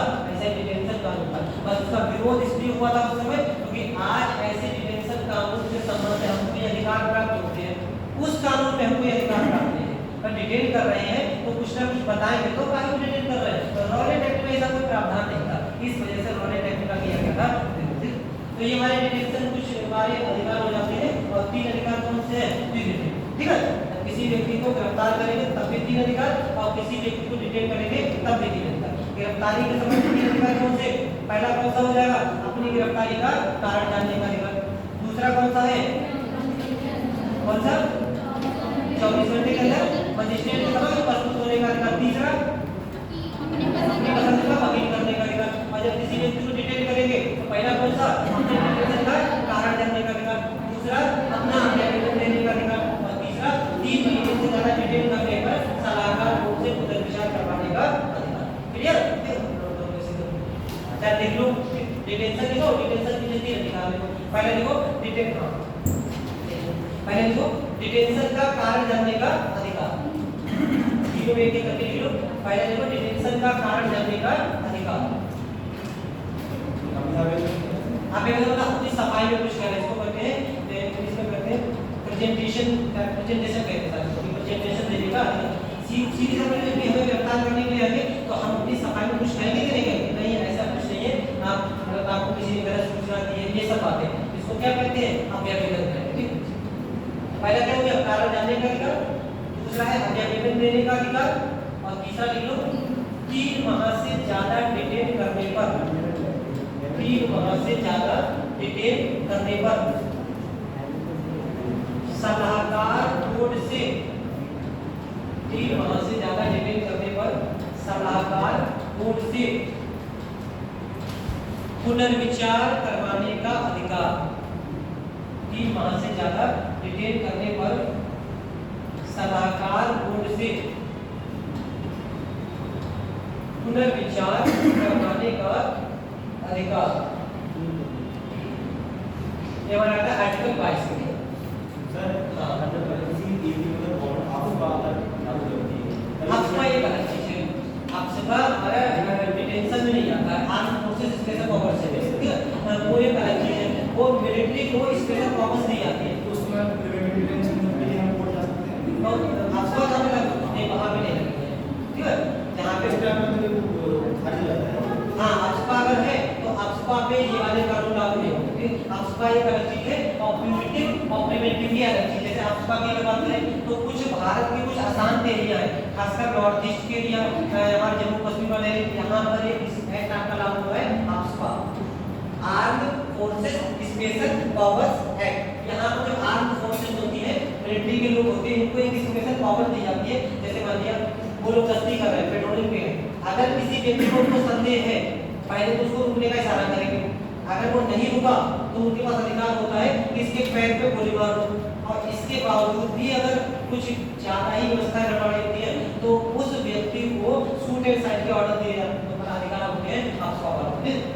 बाद में अगर किसी तरीके का यहाँ पे ये मतलब ये भी लगता कि नहीं ये गलत प्रयोग हो गया, तब भी आर्म फोर्सेस वालों को छूट रहती है। ठीक है, ये विशेष अधिकार देते हैं। इस कानून के लिए बहुत ज्यादा विवाद भी छिड़ा हुआ है, नॉर्थ ईस्ट में कई बार इसका बहुत मिसयूज भी किया जाता है। तो ये वाला यहाँ पे लागू नहीं होगा, ठीक है, ये चीज अलग है, ये वाला चीज वाली अलग है। यहाँ पर किसी तरीके का प्रिवेंटिव एक्टिविटी हमारा आपका पे लागू नहीं, वो आर्म्ड फोर्सेस के लिए और ये पुलिस के लिए, ठीक है, ये वाला पुलिस के लिए, वो वाला तो हमारे जैसे आप सोचें आपका असम राइफल्स हो गया, बीएसएफ हो गया, फिर इन सब के लिए हमारा आता है, ठीक, और आर्मी के लोग उन पे भी हमारे वाला लागू होता है। तो ये हमारे हो गए सारे के सारे स्वतंत्रता के अधिकार। इससे पहले हमारा समानता का अधिकार, और समानता के बाद दूसरा कौन सा है, स्वतंत्रता का अधिकार। स्वतंत्रता के बाद देखो अगला कौन सा आता है, शोषण के विरुद्ध संरक्षण का अधिकार। क्या हमारा आता है, शोषण के विरुद्ध संरक्षण का अधिकार। शोषण के विरुद्ध संरक्षण के अधिकार के आपको दो आर्टिकल्स बताएंगे, दोनों कौन से हैं, ये हो जाएगा 23 और दूसरा कौन सा हो जाएगा 24। दो आर्टिकल हमारे किस में आ जाएंगे, शोषण के विरुद्ध संरक्षण के अधिकार। आर्टिकल 23 में कहा गया है मानव का दुर्व्यापार, ह्यूमन ट्रैफिकिंग, मानव की खरीद बिक्री, मानव का दुर्व्यापार एवं बलात् श्रम, फोर्स्ड लेबर, जबरदस्ती किसी से कार्य कराना प्रतिबंधित किया जाता है। मानव का दुर्व्यापार एवं बलात् श्रम प्रतिबंधित किया जाता है। मतलब ये होता है कि किसी भी स्तर पर मानव की खरीद बिक्री क्या होती है, शोषण की कैटेगरी में होती है, और मानव का दुर्व्यापार यानी कि मानव की खरीद बिक्री, ह्यूमन ट्रैफिकिंग क्या माना जाता है, एक क्रिमिनल एक्टिविटीज में शामिल किया जाता है। तो मानव का दुर्व्यापार और दूसरा कौन सा, बलात् श्रम यानी कि जबरदस्ती कार्य कराना, इन दोनों चीजों को प्रतिबंधित किया है। कौन से आर्टिकल में, आर्टिकल 23। इसका एक छोटा सा एग्जांपल जैसे कई बार देखा होगा, जैसे मान लिया हॉस्पिटल, बहुत से हॉस्पिटल में देखा होता है कि बच्चा एक जगह से दूसरी जगह पे दे दिया जाता है, बच्चा हुआ और उसको कह दिया कि नहीं बच्चा नहीं हुआ, एक जगह से दूसरी जगह बच्चे को दे दिया गया। ये क्या मानव की खरीद बिक्री होती है। और कई बार आपने देखा होगा, जैसे इधर नेपाल बॉर्डर से, आपको देखा होगा नेपाल बॉर्डर से कई बार लड़कियों का विवाह किया जाता है हमारे, ठीक है, और विवाह किया जाता है वो तो ठीक है, लेकिन वो विवाह खरीद बिक्री के माध्यम से किया जाता है। वहाँ की लड़कियां हैं और वहाँ उनको पैसा देकर और लड़कियां इधर लागत का विवाह कर दिया, और उसके बाद क्या होता है, शोषण की प्रक्रिया शुरू होती है। ये क्या है, एक प्रकार का ह्यूमन ट्रैफिकिंग की कैटेगरी में आता है, मानव के दुर्व्यापार की कैटेगरी में आता है। बलात् श्रम का मतलब होता है किसी से जबरदस्ती कार्य कराना, पैसा नहीं दे रहे हैं, ये क्या है, बलात् श्रम की कैटेगरी में। इसी बलात् श्रम की कैटेगरी को सुप्रीम कोर्ट ने कई तरीके से व्याख्या किया। इसमें वो ये भी कह सकते हैं, जैसे मान लिया एग्जाम्पल के तौर पे कि दिन में मैंने लेबर की हमारी पूरी पूरी एक जिसको बोलते हैं दिहाड़ी, जिसको बोलते हैं सब की दिहाड़ी, पूरे दिन की जो एक होता है, मान लिया ड्यूटी कितने घंटे की है, 8 घंटे की है। मान लिया एक दिहाड़ी की ड्यूटी कितनी है, 8 घंटे की है, और मान लिया इसके लिए 8 घंटे अगर कोई व्यक्ति कार्य कर रहा है तो उसके लिए मान लिया पैसा कितना मिल रहा है, 400 रुपये। ये हमने एक एग्जाम्पल के तौर पर मान लिया कि 8 घंटे कार्य करने के बाद उस व्यक्ति को पैसा कितना दिया जाता है, 400 रुपये। आप लोग इकोनॉमी जब भी पढ़ेंगे तो इकोनॉमी का एक सीधा सा कॉन्सेप्ट होता है डिमांड एंड सप्लाई, और इसका प्रभाव किसमें पड़ता है, प्राइस। इकोनॉमी का एकदम बेसिक फार्मूला है डिमांड एंड सप्लाई, इसका प्रभाव किसमें पड़ेगा, प्राइस। जैसे मान लिया किसी चीज की अगर डिमांड कांस्टेंट है, डिमांड रुकी हुई है, और उस चीज की सप्लाई बढ़ा दी जाए, ठीक है, किसी चीज की डिमांड हमारी रुकी हुई है एकदम कांस्टेंट दे दी है, और उस चीज की सप्लाई बढ़ा दी जाए, तो उस चीज के प्राइस पर क्या प्रभाव पड़ेगा, घट जाएंगे कि बढ़ जाएंगे, घट जाएंगे। डिमांड उतनी ही है लेकिन अचानक से सप्लाई ज्यादा हो गई, ठीक है, ऐसे में उस चीज के प्राइस क्या हो जाएंगे, घट जाएंगे, ठीक है। दूसरा, किसी चीज की सप्लाई कांस्टेंट है लेकिन उसकी डिमांड ज्यादा है, ज्यादा लोग चाहिए, हमें मिल जाए, हमें मिल जाए, तो ऐसे में उस चीज के प्राइस घट जाएंगे कि बढ़ जाएंगे, बढ़ जाएंगे, ठीक है। इकोनॉमी का बेसिक रूल है, एकदम सिंपल सी बात है कि डिमांड एंड सप्लाई का प्रभाव किस पे पड़ता है, प्राइस पे पड़ता है। अगर डिमांड हमारी कांस्टेंट है, सप्लाई ज्यादा है, तो अपने आप प्राइस क्या हो जाएंगे, घट जाएंगे। सामान्य परिस्थितियों की बात करें, हमेशा ये नियम लागू नहीं होता है, कुछ चीजें ऐसी होती हैं हम उनका सब्स्टिट्यूट गुण देते हैं, ठीक है। दूसरी चीज, अगर मान लीजिए डिमांड ज्यादा है और सप्लाई कांस्टेंट है, तो ऐसे में उसके प्राइस क्या हो जाएंगे, बढ़ जाएंगे। अब इसको हम यहाँ से जोड़ लेते हैं, जैसे एक व्यक्ति को 8 घंटे काम करने पर कितना रुपया देना होता है? 4 रुपया देना होता है। ये मान लीजिए, मान लिया किसी दिन जो मजदूर है, इन मजदूरों की सप्लाई ज्यादा है, ठीक है, मजदूरों की सप्लाई ज्यादा है, लेकिन मजदूरों की जो डिमांड है वो कम है। समझे? मजदूर बहुत से ज्यादा, जैसे हर शहर में देखो एक स्पेशल में एक जगह होती है, वहां पर जो दिहाड़ी में काम करने वाले लोग हैं वो इकट्ठे होते आके कि अगर किसी को चाहिए तो 50 लोगों को मिल जाते। मान लिया उस दिन उस जगह पर मजदूर ज्यादा है, लेकिन उतने लोगों की डिमांड नहीं है। मान लिया सप्लाई कितनी है? 100 मजदूरों की, और डिमांड कितनी है? 80 मजदूरों की। तो जो 20 मजदूर है ये खाली रह जाएंगे। 20 मजदूरों को किसी प्रकार का कोई काम नहीं मिलेगा। तो जब सप्लाई 100 की है, डिमांड 80 की है, तो इन सबको 400 रुपए के हिसाब से देगा, या यहाँ पर मोल भाव किया जाएगा? अब यहाँ पर मोल भाव किया जाएगा। अरे अगर कितना भी हो, जैसे ये कह रहे हैं कि हम चलेगा तो कितना ये तो 400 रुपए नहीं देंगे, मतलब 300 रुपए देंगे, ठीक है। तो ये जो 20 लोग हैं ये सोचेंगे कि खाली रहने से तो बढ़िया कुछ ना कुछ मिलेगा, ठीक है, तो ऐसे में ये जा सकते हैं। तो अगर इन 20 लोगों को 8 घंटे काम कराने के बदले में रुपया कितना मिला? 300, ठीक है। एग्जाम्पल ले लिया कि अगर इनसे 8 घंटे काम करा, कितना मिनिमम वेज किसका डिसाइड है? 400 रुपया, लेकिन वेजेस के तौर पे को मिला कितना है? 300 रुपया। काम पूरे 4 घंटे करवाएगा, 8 घंटे करवाएगा, ठीक है। काम 6 घंटे नहीं करवाएगा, काम 8 घंटे करवाएगा, और 8 घंटे का इनको पैसा कितना मिलेगा? 300 रुपया मिलेगा। 300 रुपया के हिसाब से इनको कितना घंटा काम करना चाहिए? 6 घंटा करना चाहिए, ठीक है भाई। 400 रुपया कितने घंटे के हैं? 8 घंटे के। तो 300 रुपया के लिए कितना घंटा काम करना चाहिए? 6 घंटा करना चाहिए, लेकिन काम इन्होंने कितने घंटे किया है? 8 घंटे काम किया। तो सुप्रीम कोर्ट की परिभाषा के अनुसार 2 घंटे इन लोगों से क्या किया गया है? पोस्ट पेमेंट कर रहा है, ठीक है। मतलब अगर किसी व्यक्ति की मजबूरी का फायदा उठाकर उसको न्यूनतम वेतन से कम का भुगतान किया जाता है, तो उसको भी किसकी कैटेगरी में शामिल करेंगे?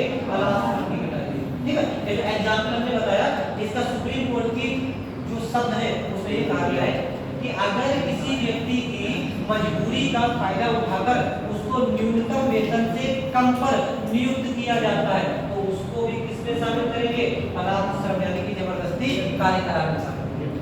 क्लियर है? ये कौन सा आर्टिकल आपका हो जाएगा? आर्टिकल 23। मानव का दुर्व्यवहार बलात्कार प्रतिबंधित किया जाता है, और इसका किसी भी रूप में आचरण एक दंडनीय अपराध होता है। मतलब ऐसा किया भी जाता है, ऐसा किया जाता है तो इसके लिए दंड दिया जा सकता है, और इस पर दंड बनाने की, दंड देने की शक्ति किसके पास है? कानून बनाने की, संसद के पास। क्योंकि मूल अधिकारों से संबंधित कानून कौन बनाएगा? संसद बनाएगी, अगर इनमें किसी तरीके का कुछ भी कहा। ठीक, तो ये हमारा कौन सा हो जाता है? आर्टिकल 23। इसी से जुड़ा हुआ एक हमारा आर्टिकल और आ जाता है, कौन सा है? आर्टिकल 24।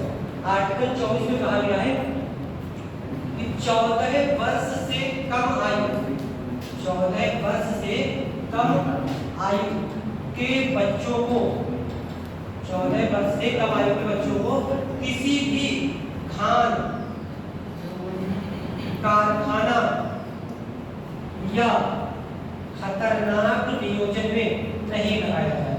बाल श्रम, चाइल्ड लेबर, तो चाइल्ड लेबर को बंद करने की बात कौन से आर्टिकल में की है? आर्टिकल 24 में। इसमें कहा गया है कि 14 वर्ष से कम आयु के बच्चों को किसी भी खान, माइंस, ठीक है, किसी भी कारखाने, फैक्ट्री या फिर किसी भी खतरनाक नियोजन में, खतरनाक नियोजन जो और खतरे वाली जगह है, वहां पर ऐसे बच्चों को काम करने के लिए नहीं लगाया जाएगा।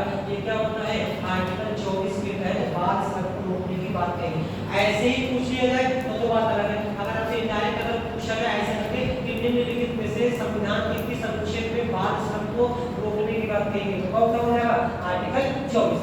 यहाँ पर कहा गया कि 14 वर्ष से कम आयु के बच्चों को किसी भी ऐसी गतिविधि में नहीं लगाएंगे। 1986 में हमारे एक्ट भी लाया गया था, चाइल्ड लेबर प्रोटेक्शन एक्ट, ऐसे prohibition act, child labour prohibition act 1986 का है, और इसको 2015 में संशोधित किया गया। तो अब ये कहा गया है कि जो 14 वर्ष से कम आयु के बच्चे हैं उनको फैमिली के जो वर्क होते हैं, घर के अगर फैमिली का कार्य है उसमें लगा सकते हैं, बाकी और कामों में उनको नहीं लगाएंगे। तो बाल श्रम को रोकने की बात कौन से अनुच्छेद में की गई है? अनुच्छेद 24।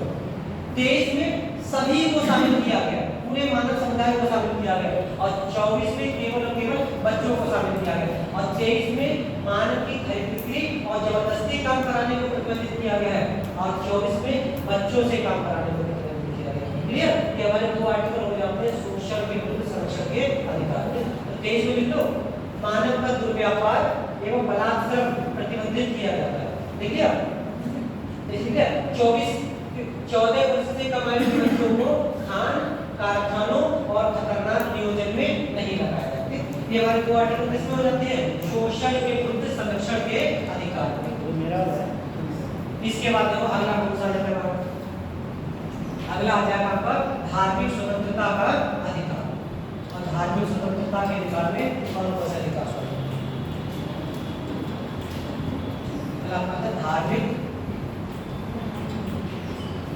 स्वतंत्रता का अधिकार। धार्मिक स्वतंत्रता का अधिकार कहां से कहां तक है बताए थे ग्रुप में? कहां से 25 से 28 तक। ये हमारा हो जाएगा 25 से 28 तक। अभी सभी आर्टिकल्स को देख लेते हैं क्या है। तो पहला आर्टिकल देखते हैं आर्टिकल 25। आर्टिकल 25 में कहा गया है अंतःकरण की स्वतंत्रता। अंतःकरण की स्वतंत्रता किसी भी धर्म को मानने ना मानने आचरण करने प्रचार प्रसार करने एवं धर्म परिवर्तन करने का अधिकार। एक शब्द ध्यान रखना है अंतःकरण। अंदर से जो आवाज आती है उसको क्या कहते हैं? अंतःकरण। अंतःकरण की स्वतंत्रता। अंतःकरण की स्वतंत्रता में सब चीजें शामिल हो जाती हैं चाहे हम किसी धर्म को माने या ना माने। ठीक है? हमारे अंदर से आवाज आ रही है कि नहीं इस धर्म को नहीं मानना चाहिए, नहीं मानेंगे। हमारे अंदर से आवाज आ रही है इस धर्म को मान लेना चाहिए, मान लेंगे। तो अंतःकरण की स्वतंत्रता में किसी भी धर्म को मानने उसको ना मानने उस धर्म के अनुसार आचरण करने उस धर्म का प्रचार प्रसार करने और धर्म परिवर्तन करने का अधिकार। धर्म परिवर्तन करने का अधिकार, धर्म परिवर्तन कराने का अधिकार नहीं। अगर किसी व्यक्ति को गलत तरीके से लालच देकर या कुछ गलत सूचनाएं बताकर अगर किसी व्यक्ति का धर्म परिवर्तन कराया गया है तो ये क्या हो जाएगा? एक क्रिमिनल एक्टिविटीज में आ जाएगा।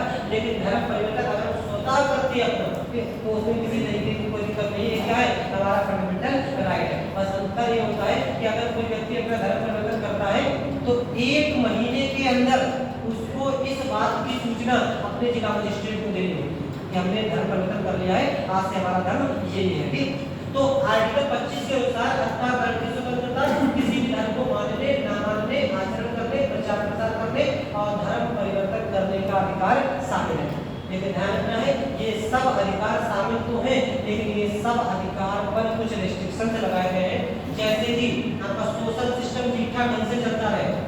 जो हमारा सोशल स्ट्रक्चर है इस सोशल स्ट्रक्चर पे किसी तरीके का कोई दिक्कत उत्पन्न ना हो। पता लगे हमारा सामाजिक ताना बाना जो है वो बिगड़ जाए हमारे इन सब अधिकारों से, तो ये नहीं होना चाहिए। इसके अलावा स्वास्थ्य को ध्यान में रखते हुए धर्म को मानेंगे। स्वास्थ्य को ध्यान में रखते हुए धर्म को मानेंगे। जैसे आप लोग जैन धर्म पढ़ते हैं, आपको पढ़ा हुआ जैन धर्म हिस्ट्री में पढ़े थे लोग। जैन धर्म बौद्ध धर्म ये सब धर्म होते थे। तो जैन धर्म में एक प्रथा चलती है इसको हम लोग कहते हैं संलेखना विधि। जैन धर्म में एक विधि चलती है इसको क्या कहते हैं? संलेखना विधि। आप लोगों ने हिस्ट्री पढ़ा होगा, हिस्ट्री पढ़ते हैं उसको चंद्रगुप्त मौर्य। मौर्य वंश के शासक था चंद्रगुप्त मौर्य। तो चंद्रगुप्त मौर्य ने अपने अंतिम समय में जैन धर्म की संलेखना विधि से ही प्राण त्याग दिया। जैसे होता यह है कि जैन धर्म के बतानुयायी अपने जीवन के अंतिम समय में भोजन त्याग देते, भोजन को सब कुछ त्याग देते हैं और उसी उपवास के बाद वो लोग क्या करते हैं? मृत्यु को स्वीकार करते हैं। इसको क्या कहते हैं? संलेखना विधि कहते हैं। एक प्रकार से इसको लोग यूथेनेसिया कह सकते हैं, लेकिन थोड़ी सी अंतर है। यूथेनेसिया सुना नहीं? सुना है? इच्छा मृत्यु सुना है? इच्छा मृत्यु यूथेनेसिया एक मूवी आई थी ऋतिक रोशन की, एक मूवी थी कोई सी ऋतिक रोशन और ऐश्वर्या राय की गुजारिश मूवी। अगर हम लोग गुजारिश मूवी वो किससे संबंधित है? यूथेनेसिया से संबंधित है। तो यूथेनेसिया मतलब ये होता है अगर कोई व्यक्ति इस पोजीशन में है कि उसके जीवन से ज्यादा बढ़िया उसके लिए मृत्यु सही रहेगा, तो पैसे उसको क्या कर देना चाहिए, इच्छा मृत्यु दे देनी चाहिए। लेकिन हमारे यहाँ इच्छा मृत्यु का कॉन्सेप्ट है नहीं, हमारे इच्छा मृत्यु की इजाजत नहीं। एक केस और सुना अरुणा सांबा का केस, ठीक है, अरुणा सांबा को किडनैप की उनका केस सुना होगा। तो वो तो इतने लंबे समय तक जीवित रही कि मतलब है जीवित, लेकिन ऐसी सिचुएशन में उस व्यक्ति का मर जाना गरिमापूर्ण जीवन के लिए ज्यादा सही है, ठीक।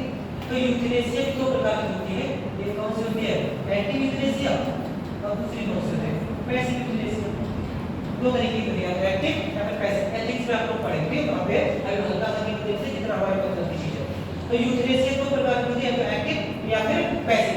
एक्टिव यूथनेसिया में ये होता है, जैसे मान लिया किसी व्यक्ति को उसके प्राण उसके लेना है, बहुत पूरी पोजीशन में बीमार है या किसी इस परिस्थिति में, तो ऐसे एक्टिव में क्या होता है, उसको प्राणघातक इंजेक्शन दे दिया, ठीक है, किसी भी तरीके की कोई ऐसी दवाई दे दी कि उस व्यक्ति की मृत्यु हो जाए, ये क्या होता है, एक्टिव यूथनेसिया होता है। पैसिव यूथनेसिया में होता है कि उसके लाइफ सपोर्टिंग सिस्टम हटा लिए जाते हैं, जिन सिस्टम्स के बल पे वो व्यक्ति जीवित है वो सिस्टम हटा ले, अपने आप मर जाएगा, इसको क्या कहते हैं, इसको पैसिव यूथनेसिया कहते हैं। तो हमारे कुछ मामलों में पैसिव यूथनेसिया की इजाजत दी थी, सुप्रीम कोर्ट ने कही बाई चांस कभी हुई, हमारे प्रचलित ये भी नहीं है, ठीक है, प्रचलित हमारे पैसिव भी नहीं, हमारे यूथनेसिया की अनुमति ही नहीं है। लेकिन अगर सिचुएशन ज्यादा ही खराब हो तो सुप्रीम कोर्ट इस पर डिसीजन देगा और पैसिव की अनुमति दे सकता है, एक्टिव की तो कहीं नहीं है हमारे, ठीक है। अगर यूथनेसिया की अनुमति दे दी जाए तो जितने भी बुजुर्ग टाइप के लोग हैं सबको क्या करते हैं, इनको यूथनेसिया चाहिए, अपना इच्छा मृत्यु चाह रहा है, तो सबसे पहले जितने बुजुर्ग टाइप के लोग हैं उनको निपटा देंगे। ऐसी यूथनेसिया हमारे यहाँ होनी चाहिए, क्योंकि हमारे यहाँ का सामाजिक स्ट्रक्चर थोड़ा सा अलग है, तो यूथनेसिया की अनुमति हमारे यहाँ है नहीं। तो जैन धर्म की विधि प्रकार से इसको क्या कहते हैं, यूथनेसिया ही केवल कहते हैं। तो ये स्वास्थ्य से संबंधित एक समस्या है, भाई सीधी सी बात है, इतने लंबे समय तक अगर उपवास रखेंगे तो स्वास्थ्य से संबंधित समस्या उत्पन्न होगी कि नहीं होगी, उत्पन्न हो जाएगी। तो ऐसी प्रैक्टिसेस के लिए कई बार मतलब जो है फाउंडेशन लगाई जाती है कि इनको धर्म के आचरण में माने या ना माने। तो अंतःकरण की स्वतंत्रता से ही हमारा आस्तिक और नास्तिक विचारधारा बन जाती है कि हम किसी धर्म को माने या ना माने, ये होता है। अगर आस्तिक और नास्तिक और कोर में जाएंगे तो थोड़ा सा अलग है, जिसको लोग आस्तिक नास्तिक कर लेते हैं, रियल में ऐसा नहीं है। आस्तिक का मतलब होता है जो वेदों को माने और नास्तिक का मतलब है जो वेदों को ना माने। लेकिन सामान्य परिचय का हम क्या कर देते हैं, ईश्वर को माने वो आस्तिक और जो ईश्वर को ना माने वो नास्तिक। तो यहीं से हमारा क्या निकल के आता है, अंतःकरण की स्वतंत्रता से हमारा निकल के आता है आस्तिक और नास्तिक का कॉन्सेप्ट। तो अगर आप किसी धर्म को मानते हैं या नहीं मानते हैं तो किसी तरीके की कोई बाध्यता नहीं है, मानना चाहे तो माने, ना मानना चाहे तो ना माने। लेकिन ये शब्द का तात्पर्य कि धर्म परिवर्तन करने का अधिकार है, धर्म परिवर्तन करवाने का अधिकार नहीं होता है किसी भी व्यक्ति को। तो ये हमारे कौन सा आर्टिकल हो जाएगा, आर्टिकल 25 हो जाएगा। आर्टिकल 25 के बाद देखिए धर्म से ही जुड़े हुए कुछ हमारे अधिकार होगा, 25 से 28 तक के जुड़े अगला अधिकार हमारा कौन सा है, आर्टिकल 26। इसके बाद एक और आ जाएगा आर्टिकल 27 और लास्ट में कौन सा आ जाएगा, आर्टिकल 28। देखिए 26 की अगर बात करें, जब हम कह रहे हैं किसी भी धर्म को मानने ना मानने, आचरण करने और प्रचार प्रसार करने इन सबका अधिकार है। तो जब हम किसी धर्म को मानेंगे, उसका प्रचार प्रसार करेंगे, तो उस धर्म से संबंधित इंफ्रास्ट्रक्चर बनाएंगे कि नहीं बनाएंगे। जैसे मान लिया हम हिंदू धर्म को मानते हैं, तो हिंदू धर्म को अगर हम मानते हैं तो उसके लिए हम क्या करेंगे, अपने मंदिर बनाएंगे अपना, या हम इस्लाम को मानते हैं तो उसके लिए क्या करेंगे, मस्जिद बनाएंगे। अगर हम सिख धर्म को मानते हैं गुरुद्वारा बनाएंगे। ये सब क्या है, अपने धर्म से संबंधित चीजें हैं। तो इनका सबका प्रावधान कौन से किया गया है, आर्टिकल 26। यहाँ पे कहा गया है कि किसी भी धर्म से संबंधित जिस धर्म को वो व्यक्ति मानता है, उस धर्म से संबंधित चल अचल संपत्ति, चल अचल संपत्ति खरीदने एवं बेचने का अधिकार होगा। अब इसी बता दो, चल संपत्ति किसको कहते हैं, अचल संपत्ति किसको कहते हैं, समझते हैं, संपत्ति समझती है ऐसे कौन सी,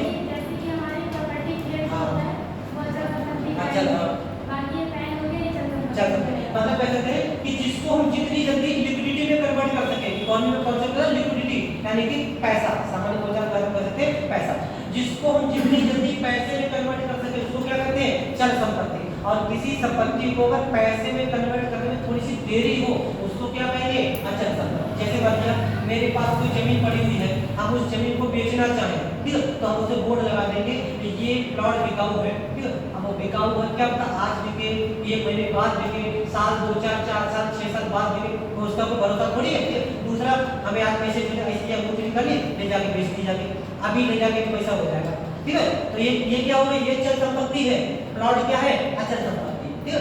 ऐसी संपत्ति जिसको तुरंत पैसे में कन्वर्ट कर सके या जल्दी पैसे में कन्वर्ट कर सके वो कौन सी संपत्ति हो जाएगी, चल संपत्ति हो जाएगी। और जिसको पैसे में कन्वर्ट करने में थोड़ा सा समय लगे उसको क्या बोलेंगे, अचल संपत्ति बोलेंगे।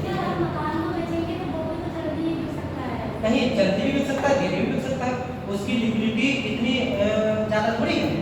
मकान है, मकान को जरूरी थोड़ी आज ही मिल जाए, मकान कोई जरूरी थोड़ी आज ही मिल जाए। जैसे मान लिया हमने मकान बेचने का, हमने कहा कि हम अपना मकान बेच देते, तो मकान बेचने के लिए बोर्ड भी लगा दिया कि मकान बिकाऊ है, और हमने कहा, उसने कहा कोई ग्राहक आया कि कितना पैसा चाहिए, हमने कहा 20 लाख चाहिए, वो कह रहा भैया 20 लाख बहुत ज्यादा है, कम लो, ठीक है। तो होता मकान अगर कोई बेचने का अगर कॉन्सेप्ट शुरू किया तो वो कोई जरूरी है आज ही बिक जाए, आज भी बिक सकता है, महीने 2 महीने बाद भी बिक सकता है, देर भी लग सकती है। लेकिन अगर कोई ऐसी संपत्ति है जिसको पैसे में तुरंत कन्वर्ट कर सके तो उसमें ज्यादा देर लगेगी क्या, ज्यादा देर तो नहीं लगेगी, ठीक। तो मकान, हमारी भूमि किसमें आ जाती है, भूमि हमारी अचल संपत्ति में आती है।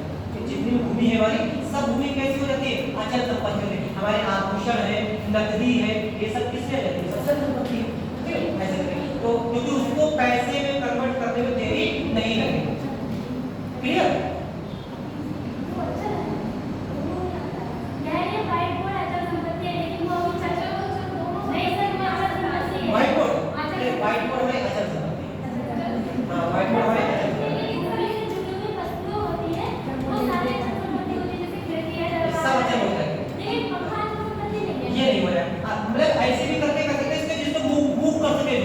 जो एक जगह से जो भूमि है, भूमि में एक जगह से मूव कर सकते हैं क्या, उसको मूव नहीं कर सकते ना उसको, तो ऐसे नहीं बोल सकते जो मूव करे वो क्या हो जाएगा भाई, चल संपत्ति। यहाँ पे मतलब वैसे नहीं चल सके तो चल, ठीक है, वैसा नहीं, मतलब ये सामान्य सी बात कह सकते हैं कि जो मूव कर सके उसको क्या कहेंगे, चल संपत्ति, और जो मूवमेंट जिसमें ना हो वो क्या हो जाएगा, अचल संपत्ति।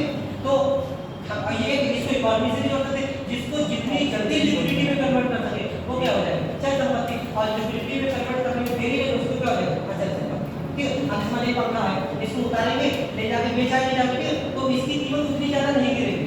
लेकिन इस विंडो को उतार के बेचेंगे जाके तो उसकी कीमत ज्यादा गिर जाएगी, है, क्योंकि बहुत हो जाएगा, इसको उतार के इसको थोड़ा सही करके फिर दूसरी जगह पे लगाना पड़ेगा, इसको कुछ नहीं करना पड़ेगा, यहाँ से उतार बना करके ले लगा दिया, ठीक। तो ये कैसे हो जाएगी, हमारी मूवमेंट वाली ये चल संपत्ति, लेकिन ये क्या है, अचल संपत्ति। ये एक सामान्य सा कॉन्सेप्ट है, बहुत सी चीजें ऐसी होंगी जो आपको लगेंगी चल संपत्ति है लेकिन वो अचल होंगी, ले जा सकते हैं हाँ। लेकिन इसको कहीं भी लेके जाएंगे तो उसको थोड़ा बहुत सेट करते हैं, कुछ ना कुछ ये अलग से लगानी पड़ेगी, इस वजह से क्या कर सकते हैं, अचल कह सकते हैं, ठीक है। मतलब एकदम पैसे ले जाके पैसे यूज कर दिया जाए तो क्या हो जाएगा, चल हो जाएगा, उसमें कुछ ना कुछ मॉडिफिकेशन करना पड़ेगा तो क्या हो जाएगा, अचल हो जाएगा। तो ऐसी सभी संपत्तियों को खरीदने और बेचने का अधिकार होता है उस व्यक्ति के पास जो उस धर्म को मानता है। कौन से आर्टिकल में, 26, उस धर्म से संबंधित संपत्तियों, चाहे चल संपत्तियां हो चाहे अचल संपत्ति हो, उसको खरीदने और बेचने का अधिकार होगा। कौन सा आर्टिकल है, आर्टिकल 26। इसके अगला आर्टिकल हमारा कौन सा जाता है, आर्टिकल 27। आर्टिकल 27 में कहा गया है कि किसी भी धर्म विशेष, किसी भी धर्म विशेष की अभिवृद्धि के लिए, अभिवृद्धि का मतलब होता है उसको प्रमोट करना, किसी भी धर्म विशेष की अभिवृद्धि के लिए, अभिवृद्धि के लिए कोई भी टैक्स ना देने का अधिकार।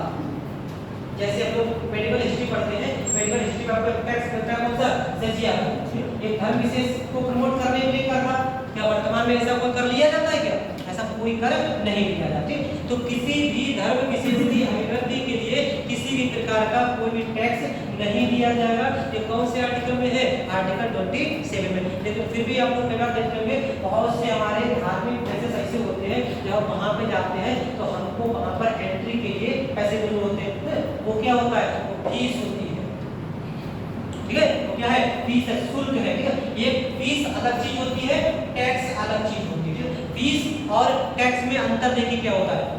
अगर टैक्स की बात करें तो अगर टैक्स हमसे वसूल किया गया है तो जरूरी नहीं वो टैक्स हम पे ही खर्च किया जाए, कहीं और खर्च किया जाए। हम लोगों से सबसे टैक्स वसूल किया गया और पता नहीं क्या हो रहा है, तो वो दिल्ली मुंबई पता नहीं एक्सप्रेस वे बन रहा है, हम पता नहीं कभी दिल्ली मुंबई एक्सप्रेस वे पहुंचेंगे भी नहीं, ठीक है। और पैसे भी किससे, हम लोगों से टैक्स वसूल किया गया, वहां पे बन गया जाके, वहां से कोई टैक्स वसूल किया गया होगा, यहाँ की रोड बन गई। मतलब टैक्स का मतलब होता है कि जिस व्यक्ति से वसूल किया जा रहा है जरूरी नहीं है वो उसी व्यक्ति पर खर्च हो, किसी और पर खर्च हो सकता है, सोशल समाज के लिए खर्च किया जा सकता है।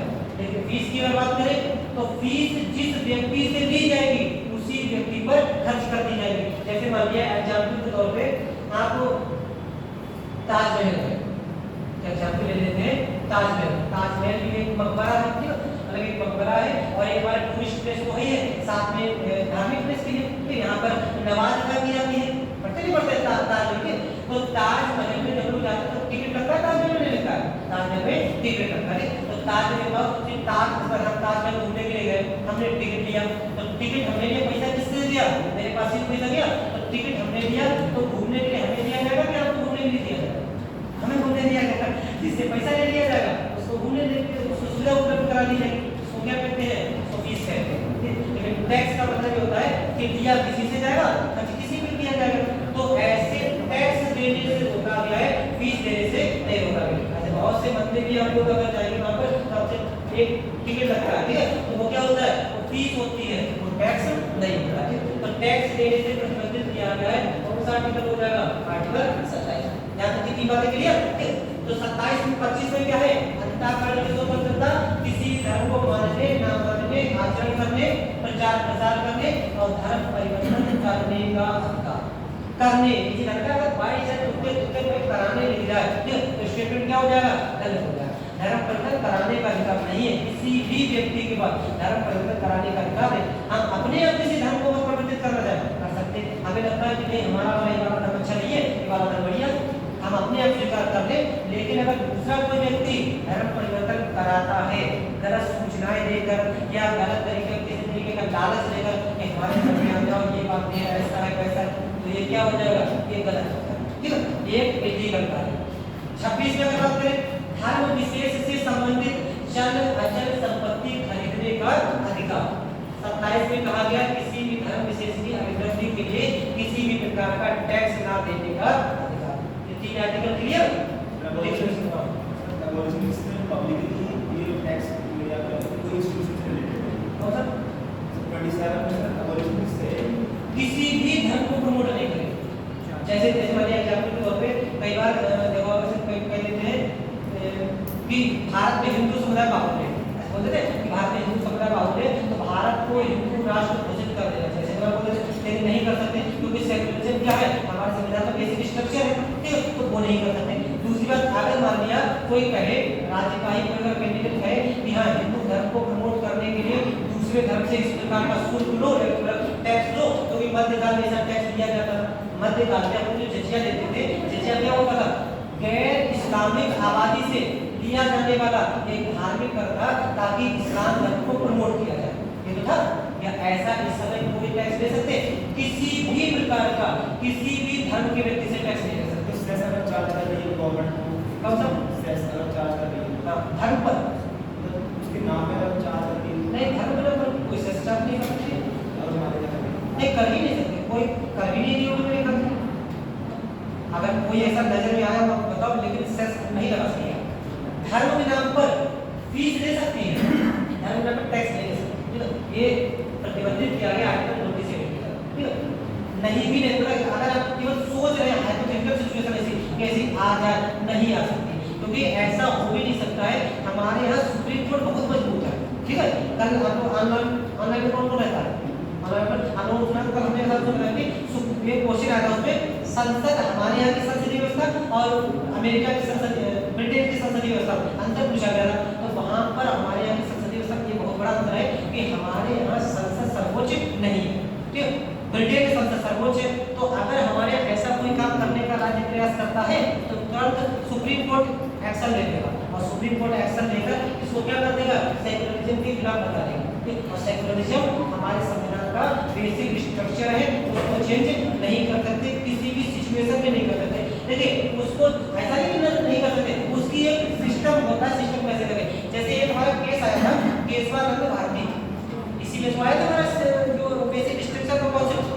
अगर सुप्रीम कोर्ट को अपने किसी संवैधानिक निर्णय को पलटना है तो जिस विवाद में वो निर्णय दिया गया था उससे बड़ी अगर बेंच बनती है तब पलट सकते हैं। जैसे केशवानंद भारती की अगर बात करें, इसमें अभी तक की सबसे बड़ी कॉन्स्टिट्यूशनल बेंच बनी थी, कितने न्यायाधीशों की, 13 न्यायाधीश।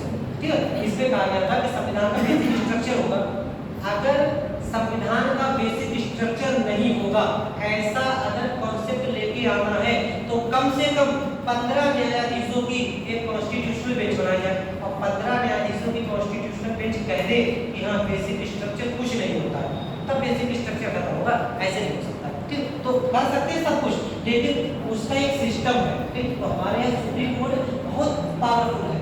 हमारे ऐसा नहीं है कि संसद लेके आई कोई कानून लो, टैक्स लो या सेस लगा दिया, नहीं कर सकते किसी भी प्रकार का, धर्म के नाम पे नहीं कर सकते। फीस ले सकती है, ठीक है, फीस देने वाले कोई मंदिर है, उसमें मंदिर में एंट्री करने के लिए आपसे जो है टिकट लगवा दिया, तो वो अलग चीज होती है।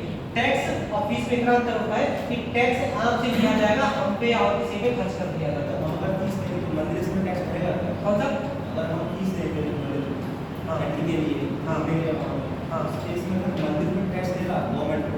मंदिर नहीं, मंदिर ऐसा होता है जब बहुत से मंदिर ऐसे होते हैं जो ट्रस्ट के द्वारा संचालित होते हैं। ठीक, तो अगर वो ट्रस्ट सरकार के द्वारा संचालित है, तो बहुत से मंदिरों के मामले में ऐसा होता है सरकार उनसे लेता है, ठीक है, लेकिन वो उसको उसी के लिए खर्च कर दिया जाता है, उसको बाकी के समाज में इस्तेमाल नहीं किया जाता है। ठीक है, जैसे आपका तिरुपति वाला जो वो सरकार संचालित करती है, वैष्णो देवी ट्रस्ट सरकार संचालित करती है, तो तिरुपति वाला जो मंदिर नहीं है उसमें बहुत पैसा है। ठीक है, वो तैयारी के लीजिए, उसके साथ सुप्रीम कोर्ट का डिसीजन भी आया था कि इसमें देखो कितना पैसा, कोई एक जज साहब जा रहे थे देखने के लिए, रास्ते में एक्सीडेंट हो गया उनका, बस आप खुद ही खराब हो गया, कह रहे लगता है गड़बड़ हो गई, तो बस वहीं से तो गिरे हो गए। धर्म के मामले में अगर ऐसा होता भी है कि धर्म के मामले में जैसे कुछ करने जाते हैं, अगर बाय चांस किसी और भी वजह से हमारा काम बिगड़ जाए तो हमारे ना दिमाग मुझे लगता है भगवान जी नाराज नहीं है। ठीक है, ऐसा हो जाता है। तो वो अगर पैसा अगर सरकार लेती है तो सरकार अपने लिए या समाज के लिए खर्च नहीं करेगी, वो पैसा उसी के लिए खर्च करते हैं, मंदिर के लिए खर्च करने के लिए ये होता है, वो पैसा कहीं और नहीं जाता इस तरीके। बाकी टैक्स वगैरह नहीं लगा सकती सरकार किसी से, तो ये अगर खाली सोच रहे हो कि सरकार ऐसा करे, नहीं कर सकती, ठीक है, कर ही नहीं सकती, ऐसा तो सोचना ही बेकार है। ठीक है, क्योंकि सिंपल सी बात है, हमारे यहाँ जो सेकुलरिज्म है यानी कि पंथ निरपेक्ष है, हमारे संविधान का बेसिक स्ट्रक्चर है, उसको संसद चेंज नहीं कर सकती। ठीक है, अगला हमारा कौन सा जाता है, आर्टिकल 28। ये कॉपी करते हैं, कितने लिखिए, ठीक है, अगला हमारा आर्टिकल 28। ऑनलाइन में किसी तरीके की कोई दिक्कत तो नहीं रहती है। ठीक है, अगर किसी को कोई दिक्कत हुआ करे तो वहां पे पूछ सकता है, अगर ना करे तो यहाँ पे बात पूछ सकते हो, यहाँ पे बता दें। ठीक है, किसकी आपकी आवाज क्लियर नहीं आती है, अच्छा आपकी इधर क्लियर नहीं आ रही है, हाँ तो थोड़ा सा हट जाकर तो मेरा नेटवर्क को दिक्कत हो जाती है। देखो ये लास्ट हमारा कौन सा जाता है, आर्टिकल 28। आर्टिकल 28 की बात करें, आर्टिकल 28 में क्या कहा, तो आर्टिकल 28 में कहा गया है कि शिक्षण संस्थाओं में किसी भी प्रकार की धार्मिक शिक्षा या धार्मिक उपासना में शामिल होने या ना होने का अधिकार। शिक्षण संस्था किसको बोलते हैं, स्कूल, जितने भी स्कूल हैं, अभी स्कूल की अलग अलग कैटेगरी बांटेंगे, इसके कुछ अपवाद होते हैं।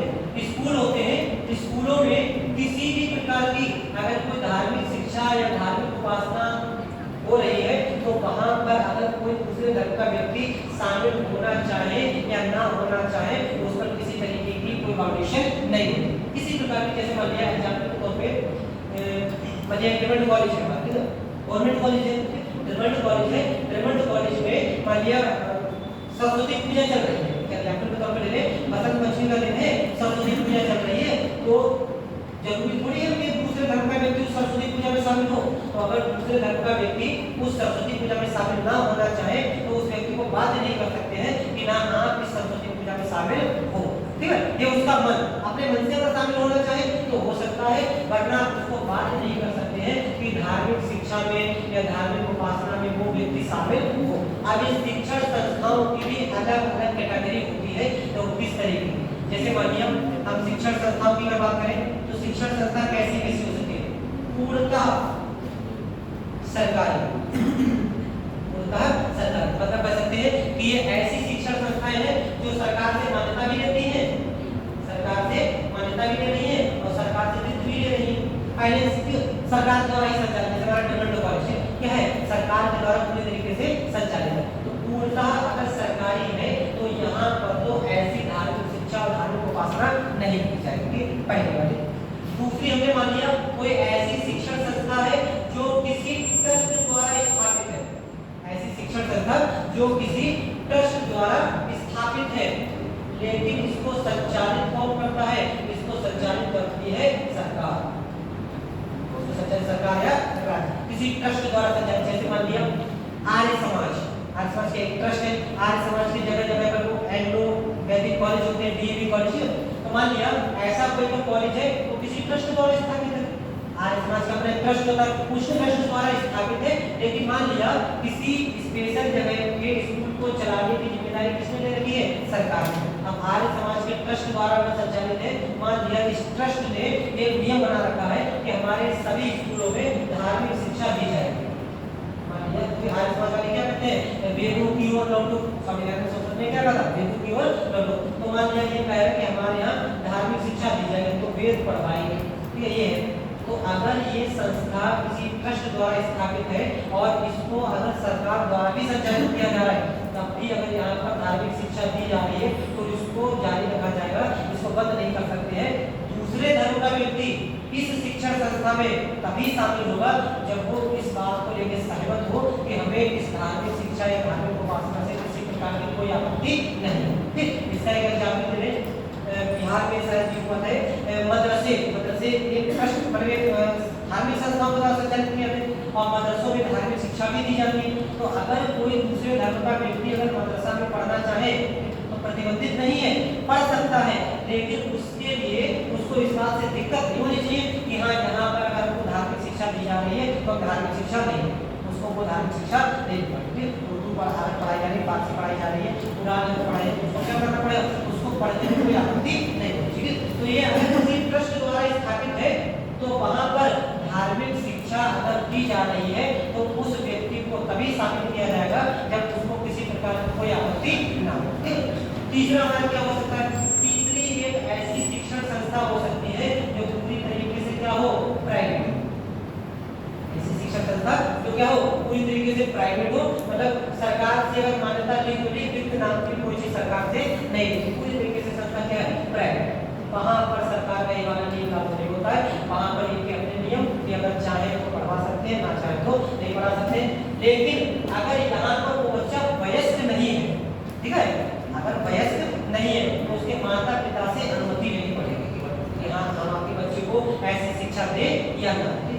मेन रूप से ये तुम्हारी धर्मनी वाली ये तो पूरी तरीके से सरकारी और ये क्या हो सकती है, ट्रस्ट द्वारा स्थापित लेकिन सरकार द्वारा संचालित। तो यहाँ पे धार्मिक शिक्षा दी जाएगी और यहाँ पे धार्मिक शिक्षा नहीं दी जाएगी। तो धार्मिक शिक्षा शिक्षण संस्थाओं में प्रतिबंधित की गई है। इसका आर्टिकल आपसे पूछा गया कौन सा है, आर्टिकल 28। क्लियर, और ये 28 लिख लो, फिर स्टार्टिंग से लेकर अभी तक का सारा बता दो जितना हो गया। 28 का कौन सा लिखो,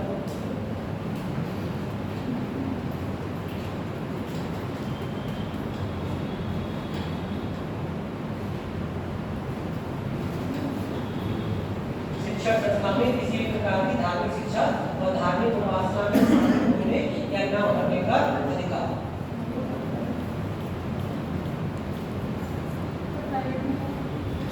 प्राइवेट ढूंढना हो, प्राइवेट वालों का अपना चाहे तो करवाए या ना करवाए। मेन चीज आपको ये वाली ध्यान रखनी है, इसपे जितने भी अधिकार किसके सामने तक राज्य के लिए है और राज्य सरकार, ये यहाँ पर भी सरकार हो जाएगा, देखो और यहाँ पर भी सरकार जाएगा। इनसे लोगों का उनका स्वरूप ध्यान रखेंगे कि जो पूर्णतः सरकारी है वहाँ पे शिक्षा नहीं दी जाएगी और जो ट्रस्ट द्वारा संचालित है वहाँ पे शिक्षा दी जाएगी और दूसरे धर्म का व्यक्ति तभी शामिल होगा जब उसको इस चीज से कोई आपत्ति नहीं होगी। लिख लिया? हम स्ट्रैटेजी जितने हमारे हो गए हैं धार्मिक स्वतंत्रता के अंदर में बता दो। देखो 25 में क्या है?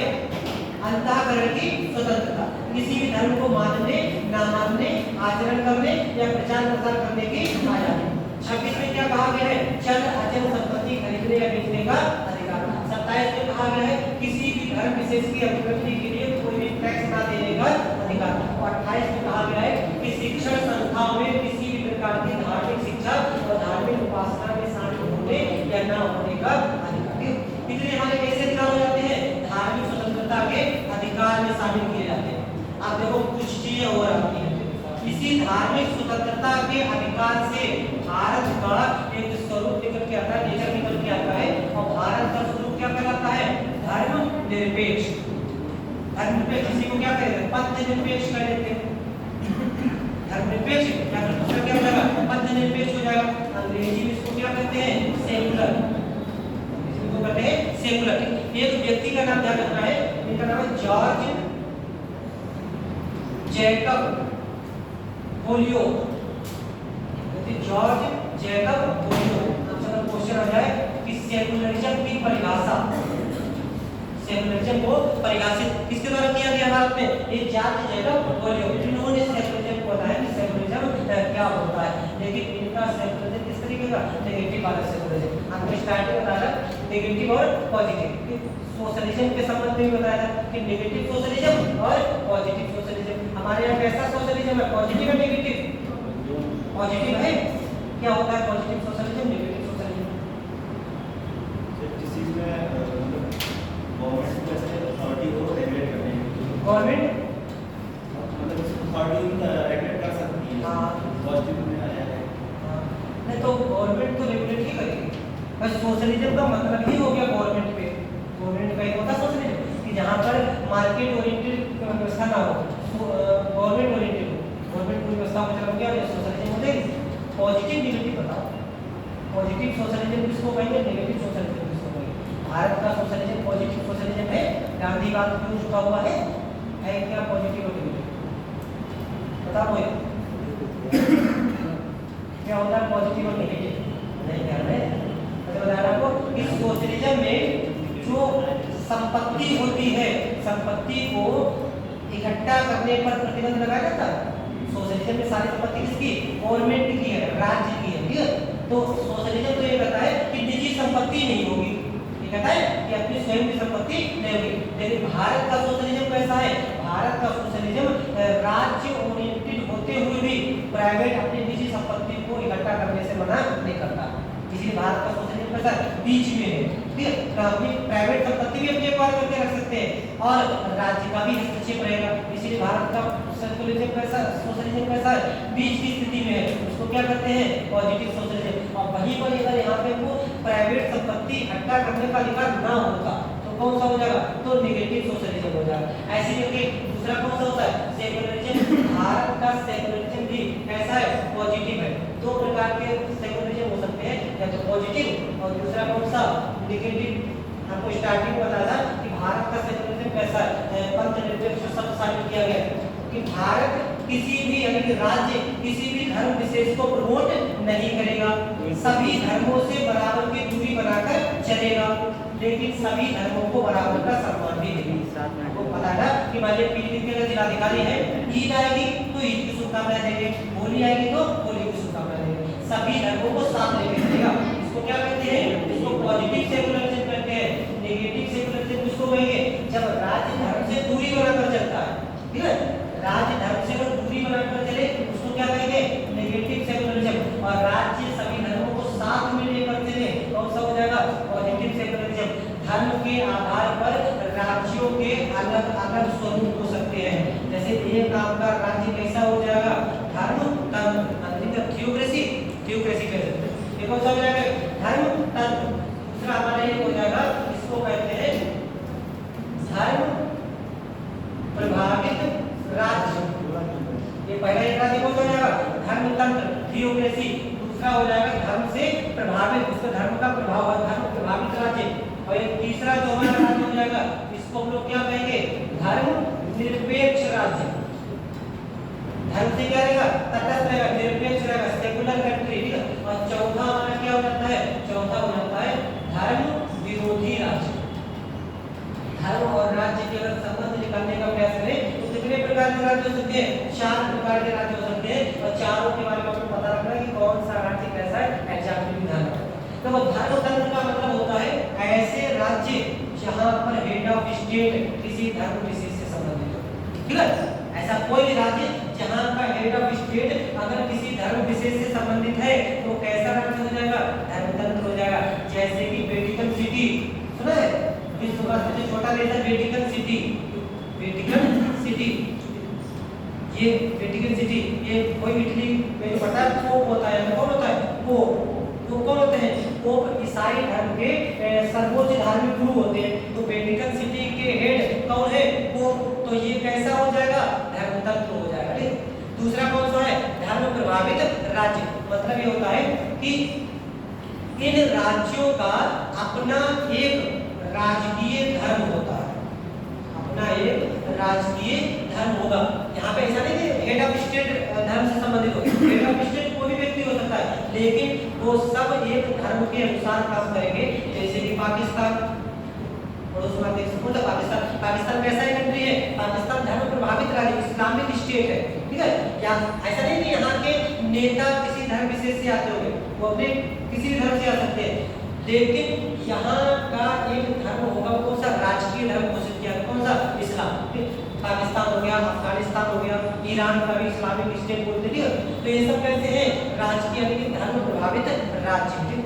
तीसरा कौन सा है, धर्म निरपेक्ष राज्य। इसको कहते हैं सेकुलर कंट्री, यानी कि ये लोग क्या करते हैं, धर्म से क्या रहते हैं, न्यूट्रल रहते हैं, तटस्थ रहते हैं। जैसे कि भारत, इंडिया, या फिर यूएसए, अमेरिका, यूके, ये सब कैसे हैं, ब्रिटेन, ये सब कैसे हैं, धर्म निरपेक्ष राज्य हैं।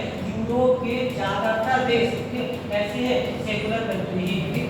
हालांकि उनकी सेकुलरिज्म की परिभाषा थोड़ी अलग है, हमारी परिभाषा थोड़ी अलग है। वो नेगेटिव सेकुलरिज्म को लेके चलते हैं, हम पॉजिटिव सेकुलरिज्म को लेके चलते हैं, ठीक। अगला कौन सा होता है, धर्म विरोधी राज्य। ऐसे राज्य जो धर्म का विरोध करते हो, जैसे कि नॉर्थ कोरिया, कौन सा जगह, नॉर्थ कोरिया। दूसरा जितने भी मार्क्सवादी देश होते हैं, जितने भी मार्क्सवादी देश है, ये सब कैसे हैं, लगभग धर्म विरोधी है। जैसे कि चाइना है, या रसिया है, या फिर नॉर्थ कोरिया है, इसमें हो जाएंगे धर्म विरोधी। तो चारों का आपको अगर ध्यान रखना है, धर्म तंत्र किसको कहते हैं, ऐसे राज्य जहाँ का हेड ऑफ स्टेट किसी धर्म विशेष से संबंधित हो। धर्म प्रभावित राज्य किसको कहते हैं, ऐसे राज्य जहाँ पर अपना कोई राजकीय धर्म घोषित किया गया हो। धर्म निरपेक्ष राज्य, ऐसे राज्य जिनका धर्म से कोई मतलब नहीं होता है। अब इसको हम लोग अलग अलग तरीके से कैटेगराइज बांट लेंगे, आगे भी देखेंगे तब इसको।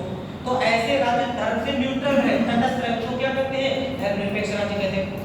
ऐसे राज्य जहाँ पर धर्म का विरोध किया जाता है उनको क्या कहते हैं, धर्म विरोधी कहते हैं। सबके एग्जांपल एक ध्यान रखो, वेटिकन सिटी जहाँ पोप होते हैं, कैसा हो गया, धर्म तंत्र हो गया।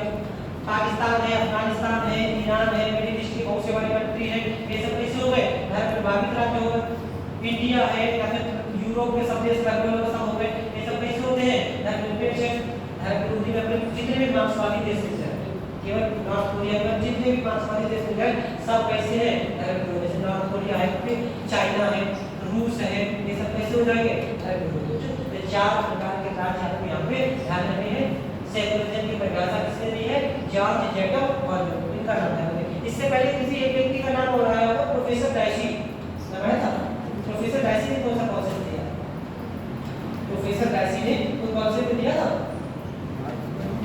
कौन सा कॉन्सेप्ट दिया था, बहुत दिन लेकर भूल गए, इतने दिन पहले तो कैसे याद रखना है, आज का क्वेश्चन तो बता ही नहीं। प्रोफेसर डाइसी ने कौन सा कॉन्सेप्ट दिया था, विधि का शासन, rule of law, rule of law का कॉन्सेप्ट किसने दिया है, प्रोफेसर डाइसी। कहाँ के थे प्रोफेसर डाइसी, कहाँ के प्रोफेसर डाइसी, पढ़ते रहो, इकट्ठा नोट्स करोगे, बाद में अखंड रावण की तरह बस कल पेपर है, 24 घंटे शुरू, ठीक है, ऐसा नहीं होगा। तैयार इकट्ठा आदि पढ़ के चलोगे, बाद में रिवीजन के तौर पे पढ़ोगे, ज़्यादा बढ़िया। ठीक है, नोट्स इकट्ठे होते रहे, बाद में इकट्ठा पढ़ लेंगे, तैयार नहीं होगा। ठीक है डेली की डेली पढ़ते रहो। प्रोफेसर कैसी कौन सा कॉन्सेप्ट दिया था विधि का शासन खुला खुला, अगर आपसे सेकंड पूछा जाए ये कौन बताएंगे जब जगह बोलिए, ये चार कॉन्सेप्ट ऐसे करके लिख लो, ठीक है। ये निकाल देते हैं अभी इसमें और नोट निकालो जो मेरे ख्याल से कल में आपके फंडामेंटल राइट्स का पूरा टॉपिक फिनिश हो जाएगा। अगर थोड़ा वो बचेगा अभी मैं है और पद्धति नहीं है और भी इसके अलावा बहुत सी चीजें हैं, कब इनको सस्पेंड किया जाता है, बहुत सी चीजें मेरे ख्याल से 2 दिन में आपके फंडामेंटल राइट्स का टॉपिक फिनिश हो जाएगा। आज ये तक रखते हैं, इसके आगे